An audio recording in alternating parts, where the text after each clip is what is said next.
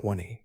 That is roughly how many times this animal has been seen in all of recorded scientific history. Not 20 times this year, not 20 times this decade, 20 times across every ocean on Earth. What makes that number remarkable is that this is not a microscopic organism hidden inside a hydrothermal vent or buried beneath the seafloor. It is a squid, and on large individuals, its arms can stretch more than 8 meters long. In September of 2024, a camera exploring the Tonga Trench recorded one at a depth of more than 3,000 meters. The scientists reviewing the footage considered themselves fortunate. Encounters with this animal are so rare that every new sighting becomes a scientific event. The squid is called Magnapinna. Its body is small, nearly transparent, and rarely longer than a human forearm. Its fins are enormous, extending almost the entire length of its mantle. And then there are the arms. All 10 are virtually identical. No other known squid is built this way. Each arm extends outward from the body before bending sharply downward at what researchers call an elbow. From there, long filaments trail into the darkness, sometimes reaching lengths more commonly associated with a school bus than a squid. The giant squid, famous for living in the deep ocean, is typically found between a few hundred and 1,000 meters below the surface. Magnapinna has been confirmed more than 6,000 meters down, inside the hadal zone, one of the most extreme environments on Earth. No complete adult specimen has ever been collected. Scientists still do not know how it feeds. They do not know how it reproduces, how long it lives, how many exist. What makes the mystery even stranger is that Magnapinna has appeared in the Pacific, the Atlantic, the Indian Ocean, the Gulf of Mexico, the Great Australian Bight, and some of the deepest trenches on the planet. It seems to be everywhere, and yet we have barely seen it. Today, we're tracing the strange history of the ocean's most elusive squid, from the first fragments recovered in the 19th century to the rare encounters that continue to leave scientists with more questions than answers. Before Magnapinna can be understood, its world must come into focus. Not the animal itself, not yet, but the immense volume of water that surrounds it, a realm so vast that even the most unusual creature can pass through it, almost unseen. The ocean is often imagined as a single place, a continuous blue expanse stretching from shore to horizon. Yet beneath the surface it separates into layers, each with its own character. Near the top lies the sunlit zone, extending from the surface to roughly 200 meters, which is about 0.12 miles. Here sunlight fuels photosynthesis, feeding the ecosystems most familiar to human experience. Beneath it rests the twilight zone, reaching to 1,000 meters, which is about 0.62 miles, where daylight weakens until only traces remain. Far below that begins the midnight zone, descending to 4,000 meters, which is about 2.5 miles. No sunlight reaches this depth. Day and night lose their meaning. Below the midnight zone lies the abyssal zone, extending to 6,000 meters, which is about 3.73 miles. Beyond even that is the hadal zone, the domain of trenches, fractures, and immense geological scars that cut into the deepest parts of the planet. Magnapinna has been recorded not in one of these worlds, but across the lowest 3. It appears in the midnight zone, drifts through the abyssal depths, and descends into the hadal realm itself. Few known squid occupy such an extraordinary vertical range. The animal does not belong to a narrow layer of the ocean. Instead, it inhabits a stretch of darkness that spans several of the deepest environments Earth possesses. Depth changes more than scenery. With every descent, pressure accumulates. At 2,000 meters, which is about 1.24 miles below the surface, The surrounding water exerts roughly 200 atmospheres of pressure. By the time Magnapinna reaches its deepest confirmed record at 6,212 meters, which is about 3.86 miles, that pressure exceeds 600 atmospheres. It is a force difficult to visualize, an invisible weight carried by every drop of water above. Temperature changes as well. In these depths, the water remains between 1 degree Celsius or 34 degrees Fahrenheit and 4 degrees Celsius or 39 degrees Fahrenheit. The seasons that shape life at the surface never arrive here. Summer and winter pass overhead without leaving a trace. The water remains cold, stable, and unchanged across vast stretches of time. Food is equally different. There are no forests of seaweed, no blooms of plankton lit by the sun.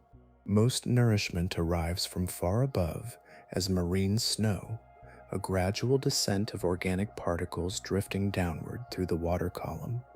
Fragments of life from distant shallows may take weeks to complete their journey.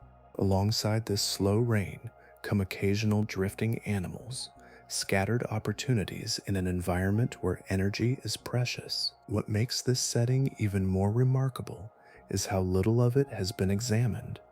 Less than 1/5 of the ocean floor has been mapped in meaningful detail. The deep ocean itself represents roughly 95% of Earth's habitable volume, a staggering proportion of the living space available on the planet. Human beings possess more detailed maps of parts of Mars than of many regions beneath their own oceans. Seen in that context, the mystery surrounding Magnapinna becomes less surprising. It lives within the largest habitat on Earth, one defined by darkness, distance, pressure, and limited access. Cameras visit only briefly. Expeditions cover only tiny fractions of an immense wilderness. The environment itself shapes every unanswered question, surrounding the animal with a scale so vast that discovery arrives only in rare and fleeting glimpses. Against the immense backdrop of the deep ocean, the animal itself appears almost impossibly delicate. For a creature that inhabits some of the most extreme environments on Earth, Magnapinna possesses none of the heavy armor, muscular bulk, or imposing proportions often associated with survival in difficult places. Its body seems shaped instead by restraint, as though the deep has pared it down to only what is necessary. At the center is the mantle, the main body of the squid. It measures roughly 15 to 25 centimeters in length, which is about 6 to 10 inches, and is so translucent that it often appears less like flesh than a faint outline suspended in water. In deep-sea footage, the mantle catches the illumination of exploration cameras only gently, revealing a pale oval form with softened edges. Internal structures can sometimes be glimpsed through the tissue, giving the animal an almost unfished appearance, as though it exists somewhere between presence and absence. Extending from either side of this small body are the fins that gave the animal its name. In Latin, Magnapinna means great fin, and the description is remarkably accurate. Most squid possess fins that occupy only a modest portion of the body. Magnapinna follows a different design. Its fins stretch to nearly 90% of the mantle length, becoming almost as large as the body itself. Viewed from certain angles, they form a broad heart-shaped outline that dominates the animal's profile. The fins seem oversized for such a small mantle, creating proportions that immediately distinguish the squid from its relatives. Yet even these remarkable fins are overshadowed by what lies below them. 10 appendages emerge from the front of the body and extend outward in a configuration unlike that of any other known squid. Rather than reaching forward through the water, they project directly to the sides. The arrangement resembles the horizontal arms of a cross suspended in open space. At first glance, the posture appears almost mechanical in its precision, as though the animal has been positioned according to a geometric plan, rather than the fluid movements typically associated with cephalopods. Partway along each appendage, a dramatic bend occurs. The arms angle sharply downward at nearly a right angle, forming the feature commonly described by observers as the elbow. This posture appears again and again across encounters separated by oceans and decades.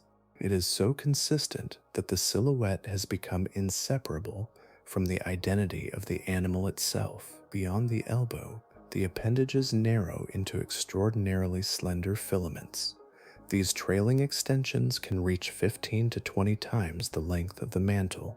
On a large individual, the filaments may extend to roughly 8 meters, which is about 26 feet. The contrast is striking. A body scarcely larger than a human forearm supports structures that descend many times farther than the animal itself. The proportions seem almost disconnected, as though the body and the filaments belong to different creatures, joined together in a single form. The deeper one looks into the anatomy, the stranger it becomes. Every squid known to science possesses 8 arms and 2 tentacles. Although they may appear similar at first glance, the distinction is fundamental. Arms and tentacles serve different purposes, carry different arrangements of suckers, and can be identified through their structure. Magnapinna breaks this pattern completely. All 10 appendages are effectively identical. They share the same proportions, the same width near the body, and the same overall anatomy. No clear boundary separates arm from tentacle. The categories that define every other squid simply dissolve here. The suckers continue this departure from expectation. Instead of hooks or hardened gripping structures, they are minute adhesive organs designed for contact rather than force. They cling rather than seize. They adhere rather than pierce. Even at this microscopic level, the animal follows a path distinct from the giant squid, the colossal squid, and nearly every familiar image of predatory cephalopods. Seen in its entirety, Magnapinna presents a silhouette unlike anything else in the ocean. A translucent body drifts at the center, vast fins frame it. 10 arms extend outward before turning downward into impossibly long parallel threads. The result feels less like a variation on an existing design and more like an evolutionary experiment carried out in isolation, deep beneath the reach of ordinary observation. Among all the unusual features carried by Magnapinna, one stands apart from the rest. It is not the enormous fins, nor the extraordinary length of the trailing filaments. It is a bend, a simple change in direction along each appendage, so consistent and so distinctive that it has become the defining shape of the animal. Researchers have spent more than 2 decades studying that posture, and despite years of observation, the full explanation remains out of reach. Whenever Magnapinna enters the view of a deep-sea camera, the same arrangement appears. Encounters separated by oceans, depths, and decades reveal an almost identical configuration. Individuals recorded in the Pacific Ocean, the Atlantic Ocean, the Indian Ocean, and the waters of the Tonga Trench all display the same sharply angled posture. The repetition is striking. This is not a rare behavior captured by chance.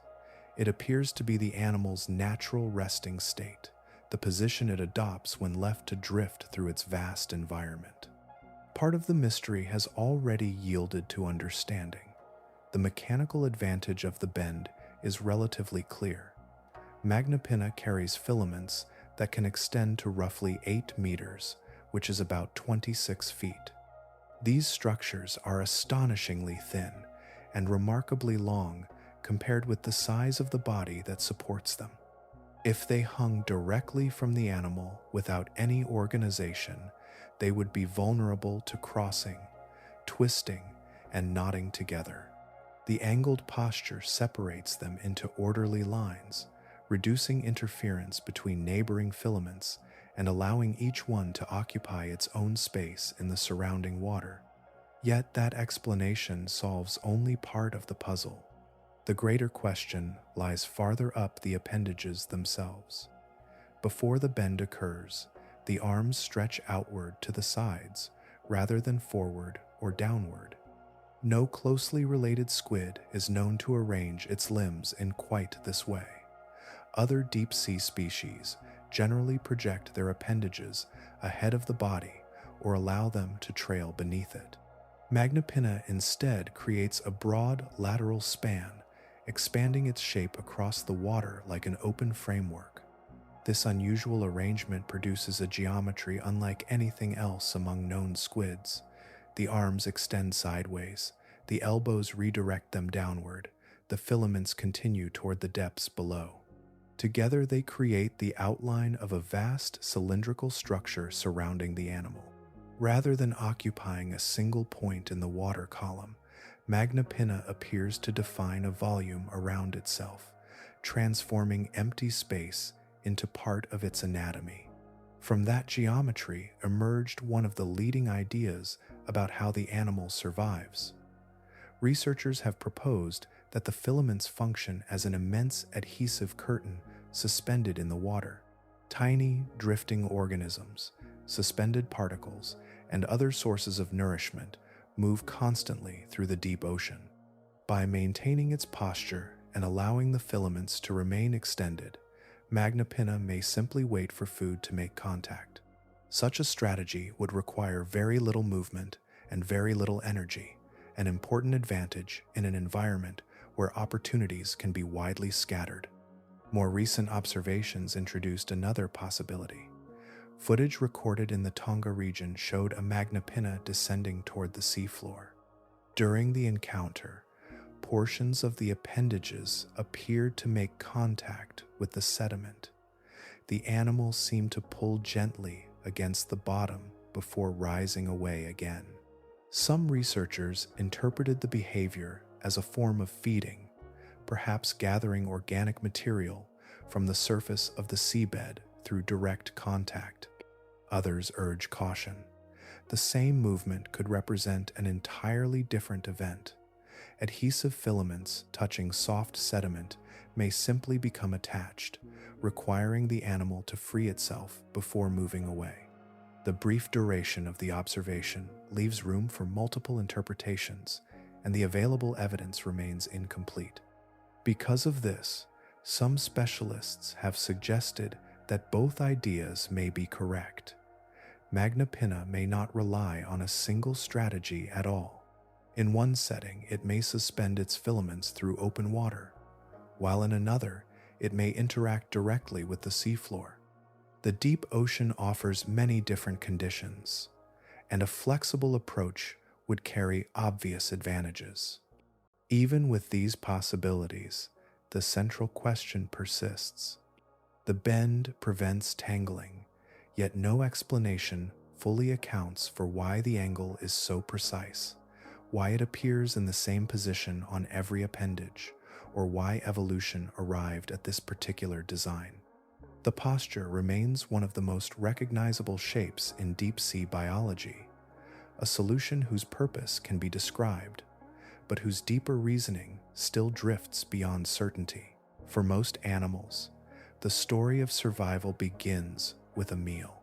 Scientists observe the hunt, examine the mouth parts, analyze stomach contents, and gradually piece together a picture of how energy moves from one living thing into another. With Magnapinna, that picture remains unfinished. Across more than 3 decades of deep ocean observations, cameras have watched the animal drift, hover, descend, and disappear. Yet not once has a recording captured an unmistakable moment of successful feeding. That absence carries its own significance. Magnapinna is not an animal known from a single encounter or a single ocean. It has appeared across immense distances, in waters separated by entire continents. Even so, One of the most basic facts of its existence remains hidden. The animal has been seen, but the act that sustains its life has not. Part of the mystery emerges from comparison. Among large squids whose feeding behavior is understood, two broad approaches dominate. Some are active hunters. They move rapidly through the water, pursuing fish or other prey with powerful bodies and specialized grasping structures. Others rely on ambush, remaining relatively still until an opportunity comes within reach. Though different in execution, both strategies involve sudden capture and direct control of substantial prey. Magnapinna appears poorly suited to either approach. Its body offers few hints of speed. The mantle is delicate rather than muscular. Observations rarely show rapid acceleration or forceful movement. The adhesive structures lining its appendages lack the hooks and hardened gripping surfaces associated with aggressive pursuit. Everything about its anatomy suggests conservation rather than expenditure, patience rather than chase. The nature of its suckers provides another clue. They are minute and adhesive, designed to stick rather than seize. Such structures seem more appropriate for retaining tiny organisms than overpowering large animals. Researchers therefore tend to focus on prey that drifts rather than flees. Small crustaceans, microscopic planktonic life, fragile invertebrates, and suspended organic particles all fit more comfortably within the capabilities suggested by the anatomy. The proportions of the animal strengthen that interpretation. A mature Magnapinna may possess filaments extending 15 to 20 times the length of its mantle. In practical terms, a body measuring only a few handspans can influence a region of water extending roughly 8 meters outward, which is about 26 feet. The result is an enormous contact area compared with the size of the animal itself. Rather than concentrating effort into a strike, the squid appears to spread opportunity across space. Within the deep ocean, such a strategy would have advantages. Food is not abundant. Much of the available energy arrives from above as marine snow, a continuous descent of organic debris that drifts through the water column. Tiny fragments of tissue, mucus, waste material, and other biological remnants become nourishment for countless organisms below. In such an environment, success may depend less on pursuit and more on intercepting what the currents provide. Support for this possibility comes from distant relatives. Certain whiplash squids have been observed suspending elongated appendages through the water while waiting for small organisms to make contact. Their posture differs from that of Magnapinna, yet the underlying principle may be related. Long adhesive structures increase the chance of encountering drifting food. Magnapinna appears to carry that concept to an extraordinary extreme. The closest observation that hints at something more direct emerged from footage recorded in the Tonga region. During the encounter, the squid appeared to interact with the seafloor, pulling gently before rising away. Some researchers interpreted the behavior as evidence of feeding from the sediment itself, perhaps collecting organic material accumulated on the bottom. Others noted that adhesive filaments touching the seabed might simply become attached, requiring the animal to disengage before moving on. Both explanations remain plausible. The footage is brief, and the details are difficult to resolve with certainty. That uncertainty has become a familiar companion in the study of Magnapinna. Evidence accumulates slowly, often arriving as fragments rather than complete answers. For now, the most accurate description is also the simplest. The way Magnapinna feeds remains unknown. For a squid observed across the world's oceans, and for a creature so distinctive that it can be recognized immediately when it appears on camera, that gap in knowledge remains one of the most remarkable facts of all. Sometimes a scientific discovery arrives not as a new species, a new specimen, or a new technology, but as a movement. A slight motion recorded on a screen can alter years of assumptions, revealing that an animal thought to be understood in one small way possesses an entirely different range of behavior. That is what happened during a series of observations made in the Great Australian Bight. For decades, Magnapinna had appeared remarkably consistent. Wherever it was encountered, the same broad outline emerged from the darkness. The elongated appendages remained extended. The familiar posture repeated itself, and the animal seemed almost fixed within the boundaries of a single recognizable form. Then, during a survey that recorded multiple individuals rather than a solitary encounter, researchers noticed something unexpected unfolding along the lengths of the filaments. Instead of remaining stretched outward, portions of the filaments began to curl. The movement was subtle but unmistakable. Long strands that normally extended away from the body started winding into compact spirals. Researchers later described the appearance as resembling the coiled cord once used on older telephones, a comparison that captured both the shape and the tightness of the curves. The transformation altered the proportions of the animal, gathering immense lengths of filament into a much smaller space. What made the observation especially significant was its rarity within the broader history of cephalopods. Across the scientific literature, no squid had ever been documented displaying this behavior. The record contained many unusual feeding strategies, defensive displays, and locomotion patterns, yet filament coiling of this kind remained absent. Only one distant relative offered a possible comparison. The vampire squid, an ancient deep-sea animal occupying its own branch of cephalopod evolution, possesses delicate filaments that can be drawn inward through a coiling process. In that species, the movement serves a practical purpose. Structures used for feeding can be retracted when they are not needed, reducing exposure and protecting fragile tissues from damage. The resemblance immediately attracted attention because it suggested a possible explanation for what researchers were witnessing in Magnapinna. If the same principle applies, the coiling behavior may function as a form of retraction. The animal may be shortening its effective reach, drawing portions of the filaments closer to the body under certain conditions. Yet the available evidence remains incomplete.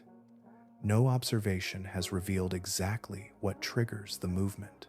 No encounter has shown whether it occurs in response to nearby organisms, changing currents, feeding activity, or some entirely different environmental factor. This uncertainty is amplified by the history of previous sightings. Every earlier observation had captured the filaments in their fully extended state. The circumstances that produced coiling had never appeared before. It was as though a familiar character in a story suddenly revealed a gesture no one knew existed. The same survey produced another surprise.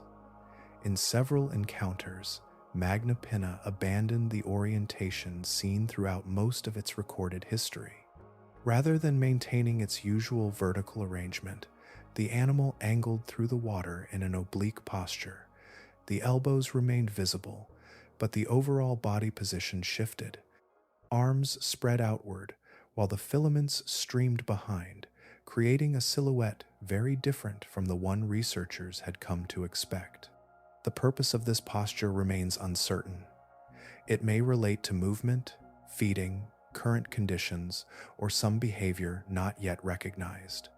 The observations were too brief to provide a definitive answer. Yet they expanded the known behavioral range of the species in a way that a single sighting never could.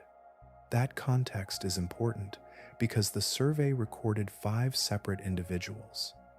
Earlier expeditions often considered themselves fortunate to encounter one.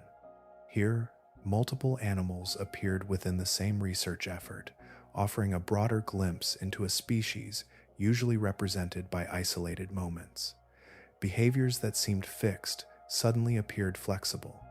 Patterns once assumed to be universal revealed variation. The discoveries extended beyond behavior. The survey also provided the clearest evidence yet that juvenile Magnapinna possessed the same long distal filaments seen in larger individuals. For more than a century, collected juveniles had arrived damaged, stripped of their most delicate structures before reaching scientific collections. As a result, researchers unknowingly studied incomplete animals. Seen together, the observations from the Great Australian Bight transformed more than a single detail.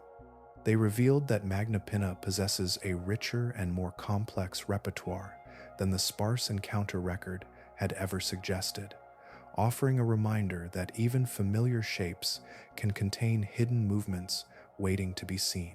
Most animals enter science through touch. They are collected, measured, preserved, examined under microscopes, compared with relatives, and stored in museum collections where future generations of researchers can study them again. Magnapinna occupies a different category altogether. Despite its size, despite the growing collection of images gathered across the world's oceans, no complete adult specimen has ever passed through human hands. This absence is not the result of oversight or lack of effort. It emerges from a chain of obstacles so deeply connected to the nature of the deep ocean that each one reinforces the next. The first obstacle is depth itself. Magnapinna spends much of its life far below the range where traditional biological collection becomes practical. Many research trawls operate most effectively above 3,000 meters, which is about 1.86 miles. Equipment capable of reaching deeper water certainly exists, but it was never designed for handling delicate creatures. Large nets moving through the water column are effective at gathering robust organisms and sediment samples. They are far less suited to preserving an animal whose most important structures are thinner than threads. That vulnerability leads directly to the second obstacle.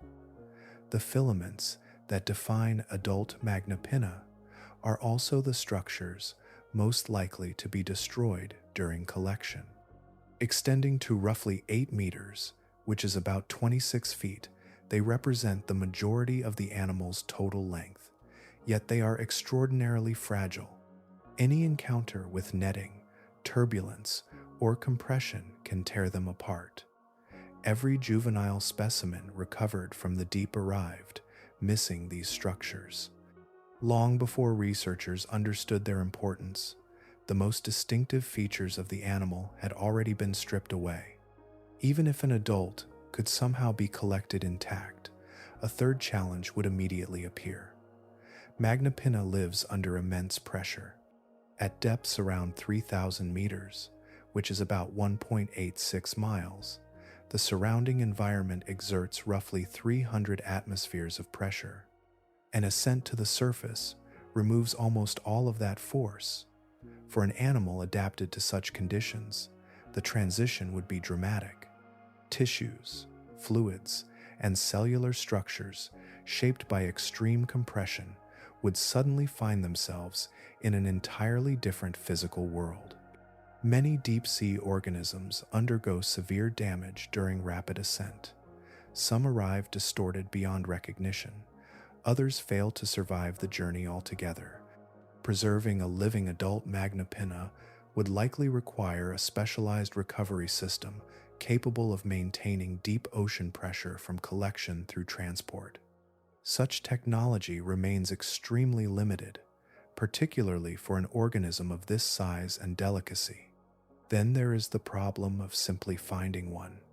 Magnapinna appears to occur across vast regions of ocean while remaining remarkably sparse within any given area. Expeditions may spend weeks exploring suitable habitat without a single encounter. During the notable Australian survey that transformed understanding of the species, Researchers examined approximately 218 square kilometers of seafloor, which is about 135 square miles, and recorded 5 individuals. By the standards of Magnapinna research, that result was considered extraordinarily successful. The final obstacle emerges only after all the others have been overcome. Suppose an adult survived collection. Suppose its filaments remained intact. Suppose pressure conditions were somehow maintained. The animal would still present enormous preservation challenges. Its mantle is delicate, its fins are thin, and its elongated appendages are easily damaged. Creating a museum specimen capable of retaining scientifically useful detail would be an extraordinary task in itself. The consequence of all these limitations is visible in the collections that exist today. Museums hold juvenile Magnapinna specimens. Researchers can study portions of the body, compare anatomical details, and examine developmental features. Yet none of these preserved individuals displays the complete adult form known from deep ocean footage. The most recognizable version of the animal remains absent from every collection drawer. For now, the adult Magnapinna exists in an unusual state between observation and possession. Cameras have recorded it, scientists have measured it, entire studies have been built around its appearance. Yet the animal itself remains beyond reach, suspended in a realm where seeing and holding are still separated by the immense realities of depth, pressure, distance, and fragility. Long before anyone saw the strange posture, the immense filaments, or the drifting figure that would later become familiar to deep-sea researchers, the story began with something far smaller. Not a complete animal, not a revelation, but a damaged fragment lifted from the Atlantic Ocean and placed into human hands without anyone realizing its significance. On the 10th of August, in the year 1883, the French research vessel Talisman was working in waters south of the Azores. The expedition belonged to an era when much of the deep ocean remained almost entirely unexplored. Each trawl brought uncertainty. Every haul carried the possibility of revealing creatures that had never been described by science. From depths reaching approximately 3,175 meters, which is about 1.97 miles, a bottom trawl was raised toward the surface. Among the contents was a small squid. It was a juvenile, measuring only 61 millimeters in mantle length, little larger than a human finger. Whatever distinctive features it once possessed had been damaged during collection. The animal arrived incomplete, altered by the very process that had brought it into view. Researchers examined the specimen using the knowledge available at the time. The animal appeared to resemble members of another group of deep-sea squid, and so it was classified accordingly. It was assigned to a different lineage entirely. Although the specimen eventually became associated with the name Magnapinna talismani, honoring the vessel that collected it, its true biological identity remained obscured. The small squid was preserved and placed within a museum collection. There it remained, carefully stored and cataloged, yet fundamentally misunderstood. Decades passed. Scientific disciplines evolved. New technologies emerged. Entire generations of marine biologists entered and left the field. Through all of it, the specimen stayed where it was, carrying clues that no one yet knew how to read. A second specimen appeared in the year 1907. Like the first, it was juvenile. Like the first, it had suffered damage. And like the first, it was assigned to the wrong group.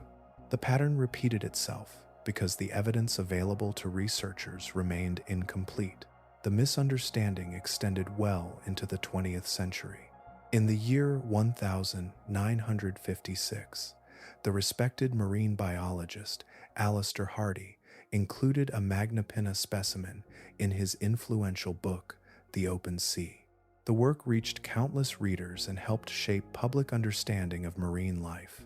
The animal was illustrated, published, and studied, yet even there, it appeared under an incorrect classification. The mistake had become deeply rooted, not because researchers were careless, but because the animal concealed its most important characteristics during its earliest stages of life. Juvenile Magnapinna possess features that overlap with several other deep-sea squid groups. Their fins are present, but not dramatically different from those of related species. The traits that would eventually make the animal unmistakable had not yet fully emerged. The distinctive elbows were absent. The immense trailing filaments had not developed into the structures later seen by cameras in the deep. Every specimen available to science represented a stage of life that concealed the very qualities researchers needed to recognize. As a result, the animal occupied an unusual place in scientific history. It had been collected, preserved, named, illustrated, and discussed, yet its true nature remained hidden. The evidence existed, but it arrived in a form that encouraged the wrong conclusions. From the summer of 1883 through the closing decades of the 20th century, more than a century slipped by in this state of uncertainty. The juvenile specimens rested in museum drawers under labels that seemed reasonable given the information available. Meanwhile, the adult animals from which those juveniles came continued their lives far below the surface. They drifted through the deep Atlantic and beyond, feeding, growing, and dying in regions rarely visited by human eyes.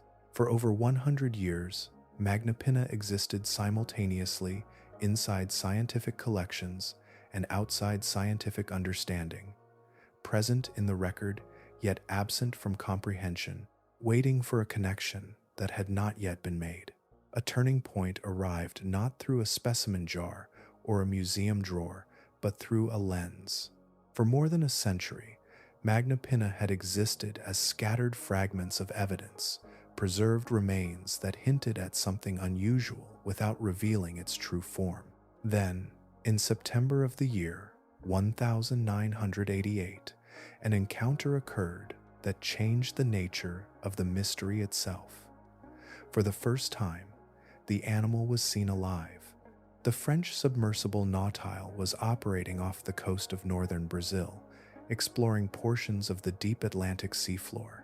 Its mission focused on the ocean floor itself, not on the search for an unknown squid. Like many deep-sea expeditions, it was part geology, part biology, and part exploration of places rarely visited by human technology. At a depth of approximately 4,735 meters, which is about 2.94 miles below the surface, the cameras recorded something unexpected moving through the water. The animal did not resemble the preserved juveniles resting in collections. It did not resemble any familiar squid illustrated in reference guides. Instead, it appeared as a large drifting form with an architecture unlike anything the observers had seen before. Long appendages extended outward from the body before turning downward. Delicate filaments trailed beneath. The characteristic elbow posture, now recognized instantly by modern researchers, was already present. Yet in that moment, no one knew what they were looking at. The footage presented a problem rather than an answer.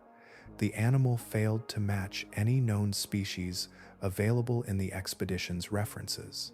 Researchers could identify that it was some form of deep-sea cephalopod, but beyond that, the evidence offered little certainty.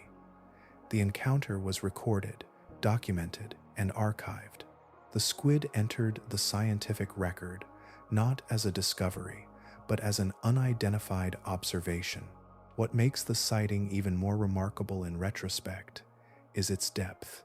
The encounter occurred at nearly 5 kilometers below the surface, which is about 3.1 miles. Even today, it remains among the deepest confirmed visual records ever obtained for Magnapinna. The first glimpse of the adult animal arrived from one of the most inaccessible environments on Earth. In the years that followed, additional footage began to accumulate. Encounters occurred during the year 1992, then again in the year 1998. More recordings appeared in the year 2000, followed by another in the year 2001. Later observations would continue the pattern. Each encounter was separated by geography, institution, and circumstance. The remarkable detail is that none of these observations were initially connected. Different crews working in different oceans encountered the same animal and reached the same conclusion. They had found something unusual, but they could not identify it. The recordings were stored within separate archives, often accompanied by simple descriptions and uncertainty. Pieces of the puzzle existed, yet they remained scattered across the scientific world. Part of the difficulty came from the animal's appearance. At a distance, Magnapinna did not always resemble a squid.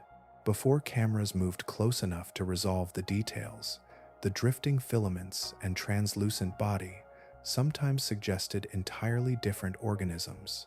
In certain encounters, observers initially mistook it for a siphonophore, a colonial animal more closely related to jellyfish than to cephalopods. Other sightings produced similarly uncertain interpretations. The deep ocean itself contributed to the confusion. Encounters were often brief. The animal appeared near the edge of the illuminated field, where visibility faded and details softened. Researchers were frequently occupied with other objectives when the squid entered view. By the time attention shifted toward it, the opportunity was already passing.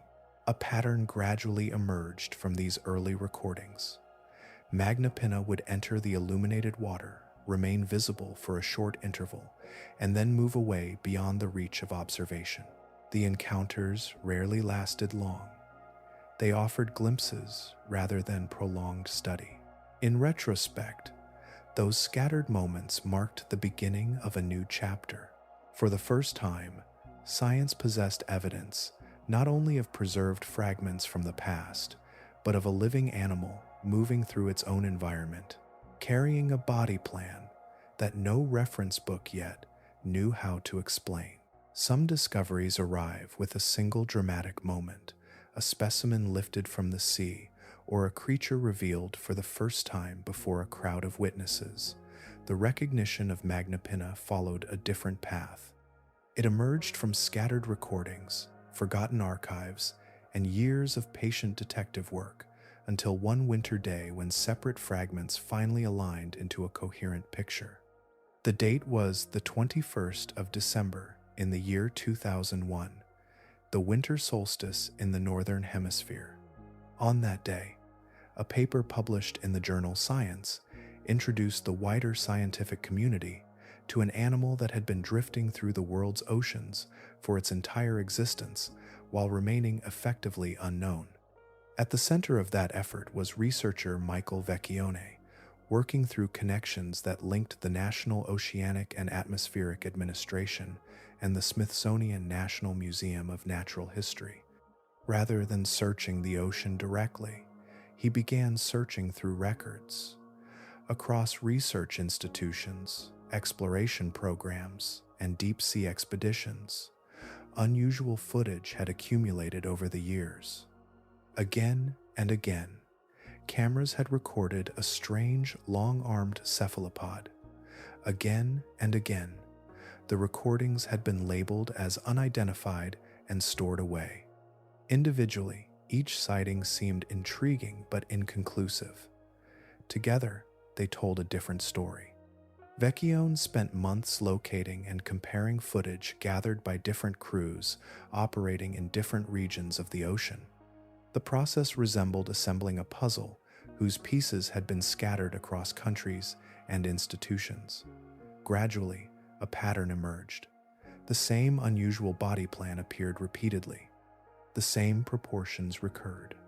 The same remarkable arrangement of appendages surfaced across encounters separated by vast distances. By the time the analysis was complete, 8 separate sightings had been assembled into a single body of evidence.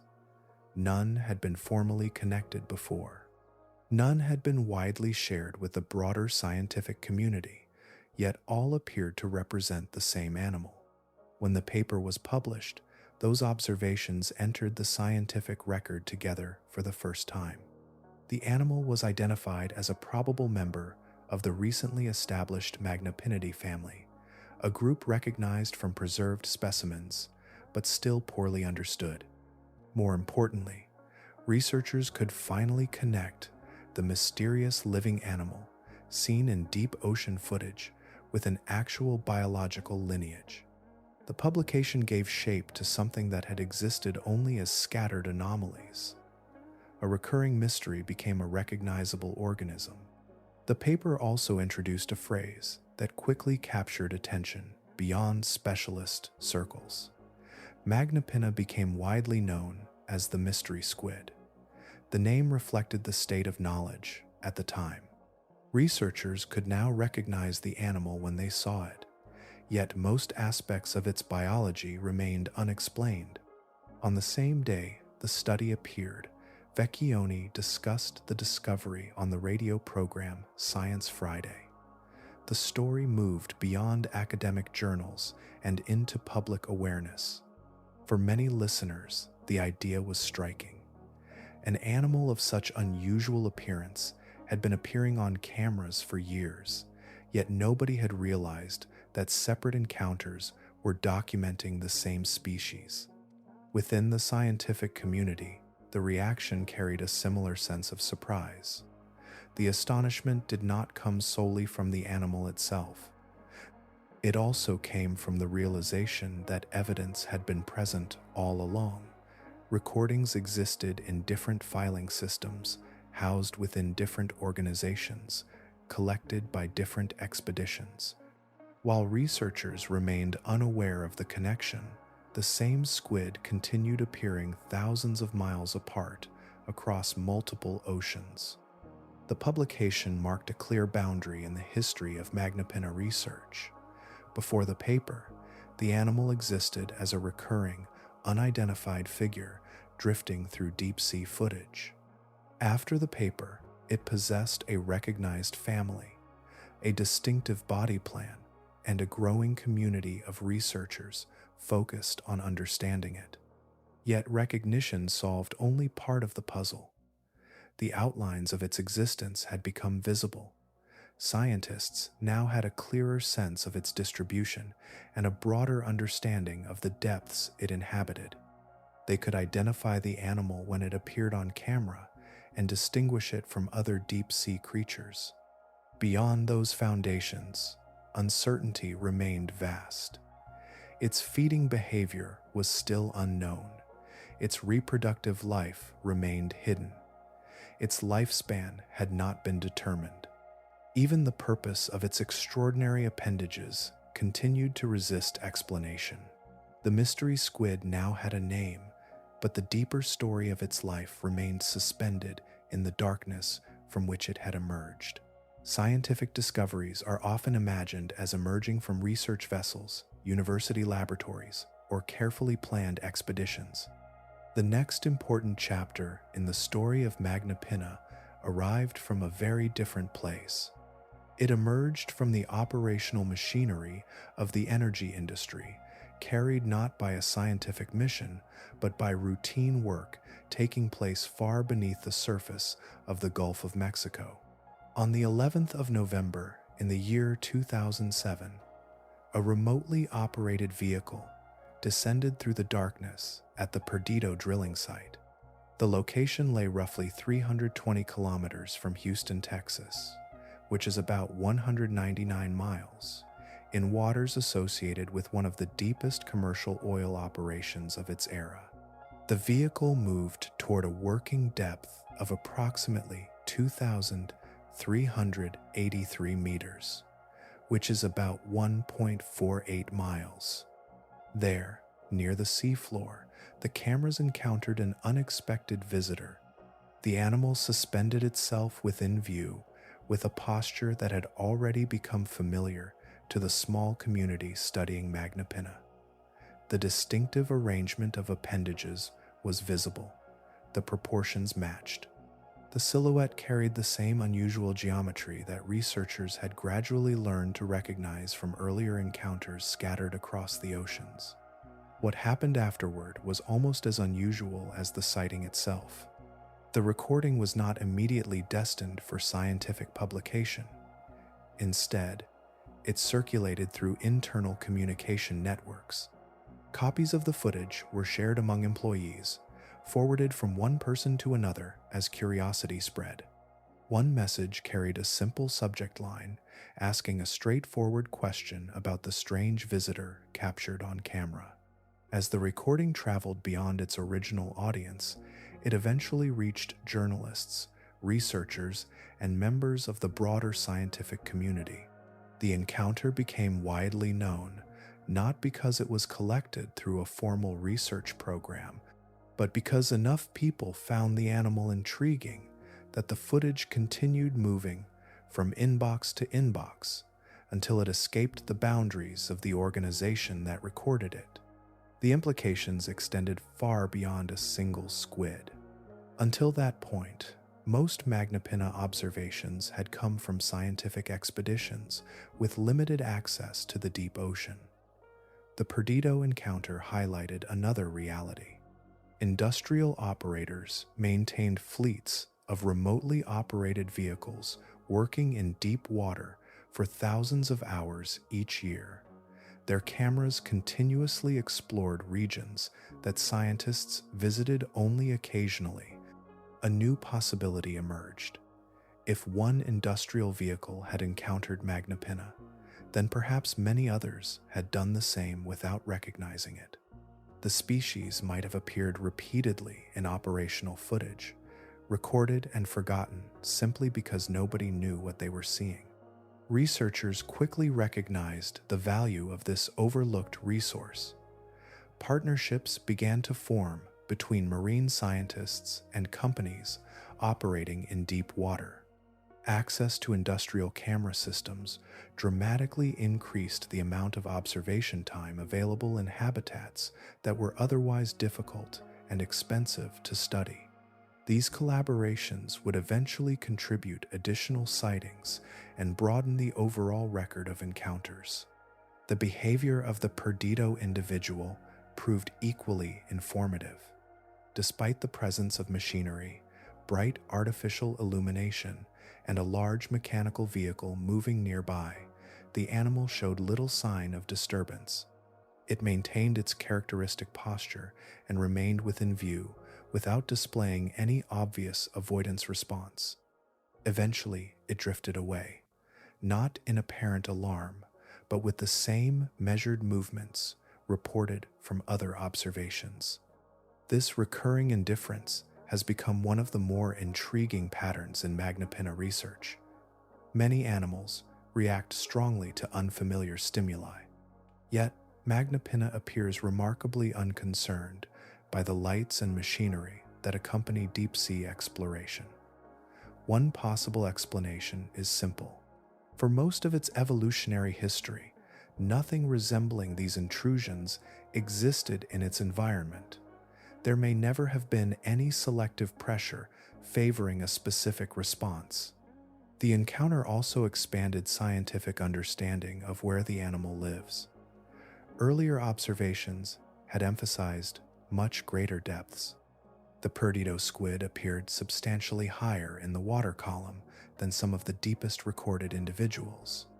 At 2,383 meters, which is about 1.48 miles, it demonstrated that Magnapinna was not confined solely to the most extreme reaches of the deep ocean. Instead, the species appeared comfortable across a remarkably broad vertical range, occupying a vast three-dimensional realm that stretched through enormous volumes of water. The squid that emerged from an industrial camera feed did more than add another sighting to the record. It revealed that important discoveries could arrive from unexpected observers, watching places where science alone could rarely afford to look. Names create an impression of certainty. Once an animal receives a scientific label, it seems as though its place in the living world has been settled, filed neatly into the vast catalog of life. Magnapinna offers a reminder that naming and understanding are not always the same thing. More than a quarter century after the genus was formally described, one of the most basic questions in biology remains surprisingly difficult to answer. Exactly which species are the animals appearing in deep-sea footage around the world? The genus Magnapinna entered the scientific literature during the year 1998. Researchers recognized that several unusual specimens belonged to a distinct group of squid unlike any previously described. Over time, additional study expanded the genus, and today it contains multiple named species. Among them are Magnapinna pacifica, considered the type species of the genus, Magnapinna atlantica, Magnapinna talismani, and at least one additional form that remains formally undescribed and is provisionally recognized as a separate lineage. On paper, this appears straightforward. A genus contains several species, each described according to the normal rules of taxonomy. Yet beneath that orderly structure lies a complication that reaches into the heart of the Magnapinna mystery. The species themselves are defined using juvenile or subadult specimens preserved in museum collections. These are real physical animals that can be measured, dissected, photographed, and compared. Their anatomy provides the foundation upon which scientific descriptions are built. Taxonomy depends upon such specimens because they create a permanent reference point for future researchers. The problem is that none of those defining specimens possesses the features most people associate with Magnapinna. The enormous distal filaments seen in deep-sea footage are absent. The extraordinary adult proportions are absent. The iconic appearance that transformed the squid into a subject of fascination does not exist in the specimens that formally define the species. As a result, two parallel versions of Magnapinna occupy the scientific record. One exists in museums, preserved in jars and collections. These are the specimens from which species names are derived. The other exists in video recordings gathered from the deep ocean. These are the large adults recognized instantly by researchers and the public alike. They display the full body plan that made the genus famous, yet they have never been collected in complete form. Most scientists accept that the connection between these forms is genuine. The fins, general anatomy, and overall structure point strongly toward the same family. The evidence overwhelmingly suggests that the juveniles preserved in collections grow into the adults observed on camera.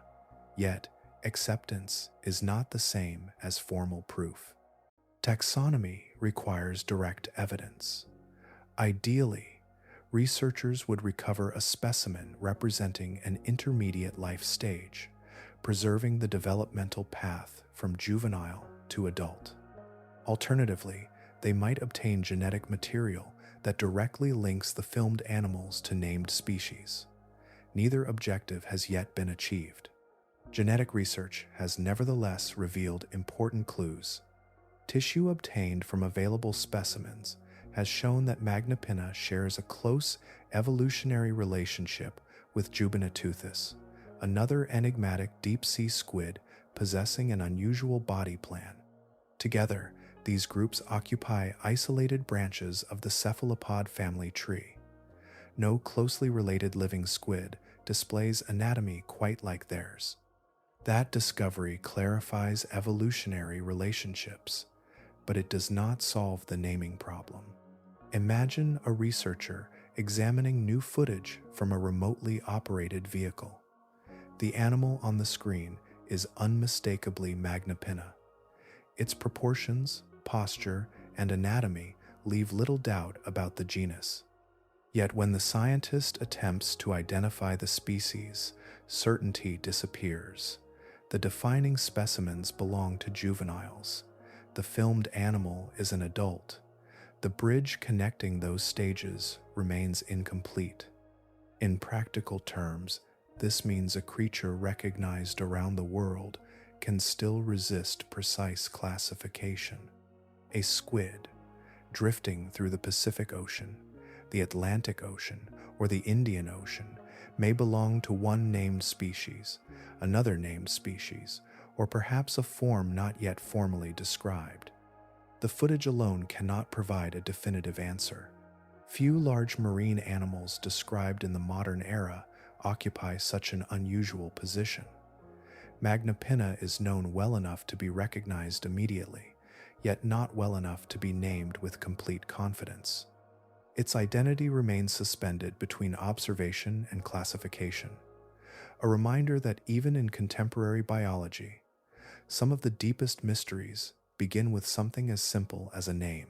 For most of its recorded history, Magnapinna seemed to exist as an animal of singular appearances. One squid would emerge from the darkness, remain visible briefly, and then vanish. Years might pass before another encounter occurred. Each sighting felt isolated from the next, separated by oceans, expeditions, and time.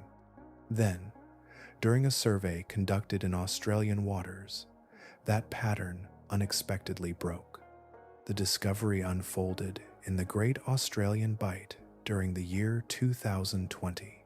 Researchers from the Australian Institute of Marine Science were conducting an extensive investigation of deep-water habitats using remotely operated vehicles and towed camera systems. The work covered a broad range of depths, extending from approximately 946 meters, which is about 0.59 miles, down to 3,258 meters, which is about 2.03 miles. The survey area itself was immense.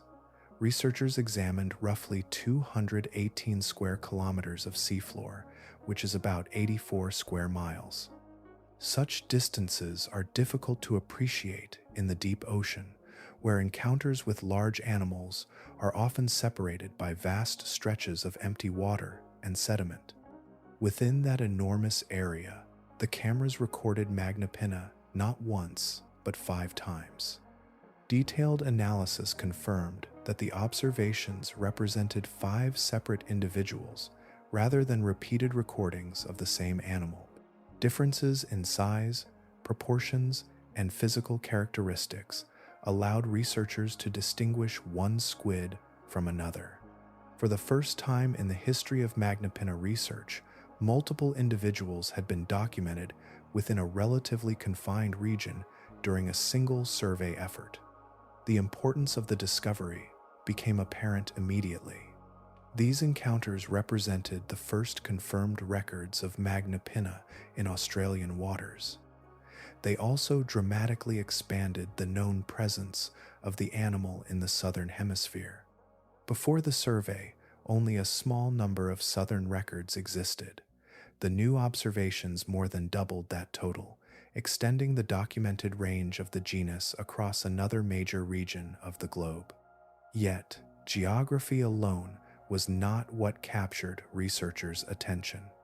The clustering itself seemed unusual.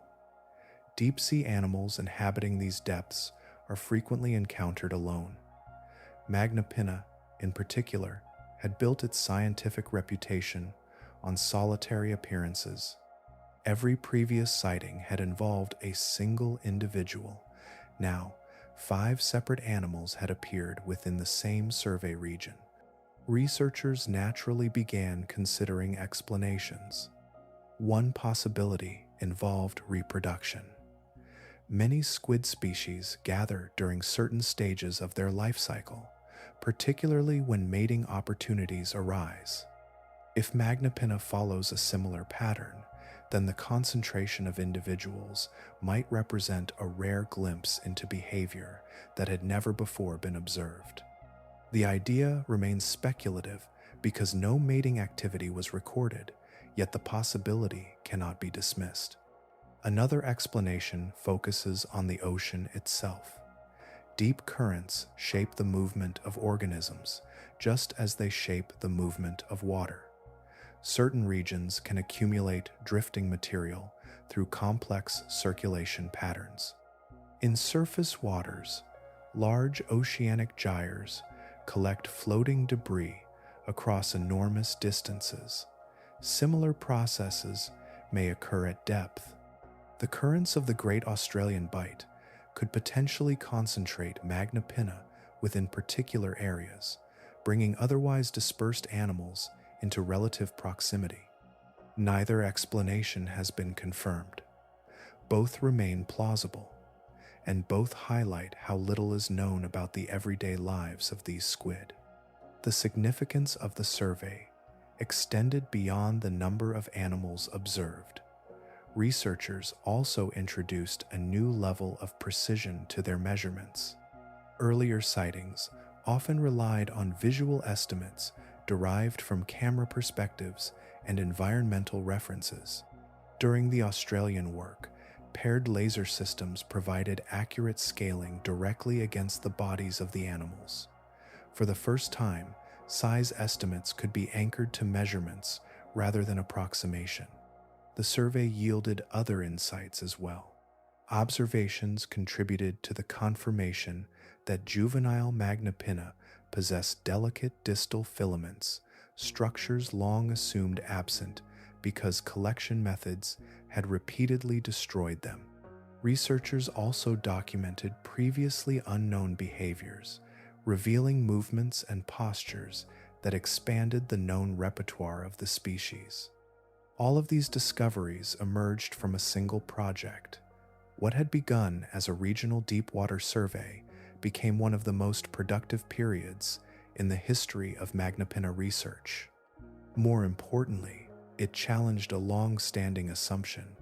The squid, once known only through isolated encounters, now appeared as part of a broader population, hinting that the deep ocean may contain far more individuals than the sparse sighting record had ever suggested. Depth is often measured as distance, but in the ocean it is also a transformation. With every descent, pressure increases, temperature falls, and familiar forms of life gradually disappear. Beyond a certain point, the sea becomes a realm so extreme that even many deep ocean specialists never enter it. Magnapinna does more than enter that realm. It appears to thrive there. The deepest confirmed observation of Magnapinna occurred at approximately 6,212 meters, which is about 3.86 miles beneath the surface. At that depth, the squid crosses a boundary that separates one oceanic world from another. It enters the hadal zone, a region named after Hades, the ancient Greek underworld, reflecting the immense depths and remoteness of the environment. The hadal zone begins at roughly 6,000 meters, which is about 3.73 miles, and extends downward through the deepest ocean trenches on Earth. At its farthest limit lies Challenger Deep within the Mariana Trench, reaching approximately 11,000 meters, which is about 6.84 miles. These are places where sunlight has never penetrated, where temperatures remain close to 1 degree Celsius or 34 degrees Fahrenheit, and where pressure climbs to levels difficult to imagine from the surface world. At the depth where Magnapinna has been observed, the surrounding water exerts more than 600 atmospheres of pressure. Every square centimeter experiences a force that would instantly crush most familiar forms of life. Even many scientific instruments require specialized engineering simply to survive brief exposure to such conditions. Against this backdrop, one fact stands out with remarkable clarity. Magnapinna is the only known squid confirmed to inhabit the hadal zone. This distinction becomes even more striking when viewed alongside its relatives. The giant squid, among the most famous deep-sea animals ever discovered, generally occupies depths between 300 meters, which is about 0.19 miles, and 1,000 meters, which is about 0.62 miles. The colossal squid, the heaviest invertebrate known to science, typically inhabits depths between 1,000 meters, which is about 0.62 miles, and 2,000 meters, which is about 1.24 miles, in the Southern Ocean. Magnapinna has been documented at depths several times greater than either species. While giant and colossal squids remain icons of the deep sea, Magnapinna extends into a region that neither has been confirmed to enter. Evidence suggests this extraordinary tolerance begins early in life. A juvenile Magnapinna was recorded near the wreck of the United States ship Johnston in the Philippine Sea. Resting at more than 6,400 meters, which is about 3.98 miles, the wreck represents the deepest known shipwreck on Earth. The sighting demonstrated that even young members of the genus can occupy environments whose pressures challenge the limits of modern exploration technology. Such observations naturally raise questions about physiology. How does a squid survive under conditions that would destroy many biological systems? Researchers believe the answer lies in adaptations shared by other extreme deep-sea organisms. Certain pressure-resistant animals produce specialized compounds known as piezolites. These molecules help stabilize cellular processes under intense compression. Deep-living species may also possess modified enzymes capable of functioning where ordinary biochemical reactions become disrupted. Cell membranes often contain altered lipid compositions that preserve flexibility, preventing tissues from becoming rigid under immense pressure. These explanations are grounded in established biology, yet an important limitation remains.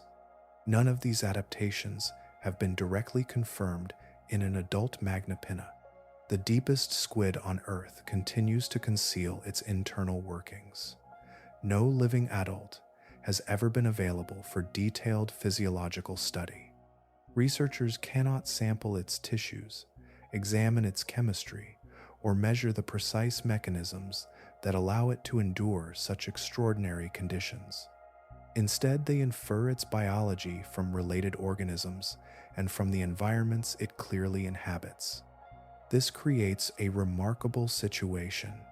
Science knows where Magnapinna can live. Science knows the pressures it can withstand. Science knows that it occupies one of the harshest habitats on the planet.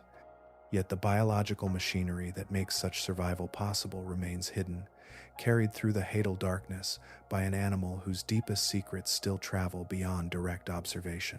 Long before any ruler touched a specimen tray, before any preserved body could be examined beneath museum lights, two tiny points of light became some of the most important measuring tools in the study of Magnapinna. They appeared not on the animal itself, but beside it, suspended within moving images captured far below the surface, where direct examination remained impossible. Modern remotely operated vehicles commonly carry paired laser pointers mounted near their cameras. The distance separating these lasers is precisely known, often 10 centimeters. When projected onto the seafloor or onto an object in view, the two dots provide a reliable visual scale.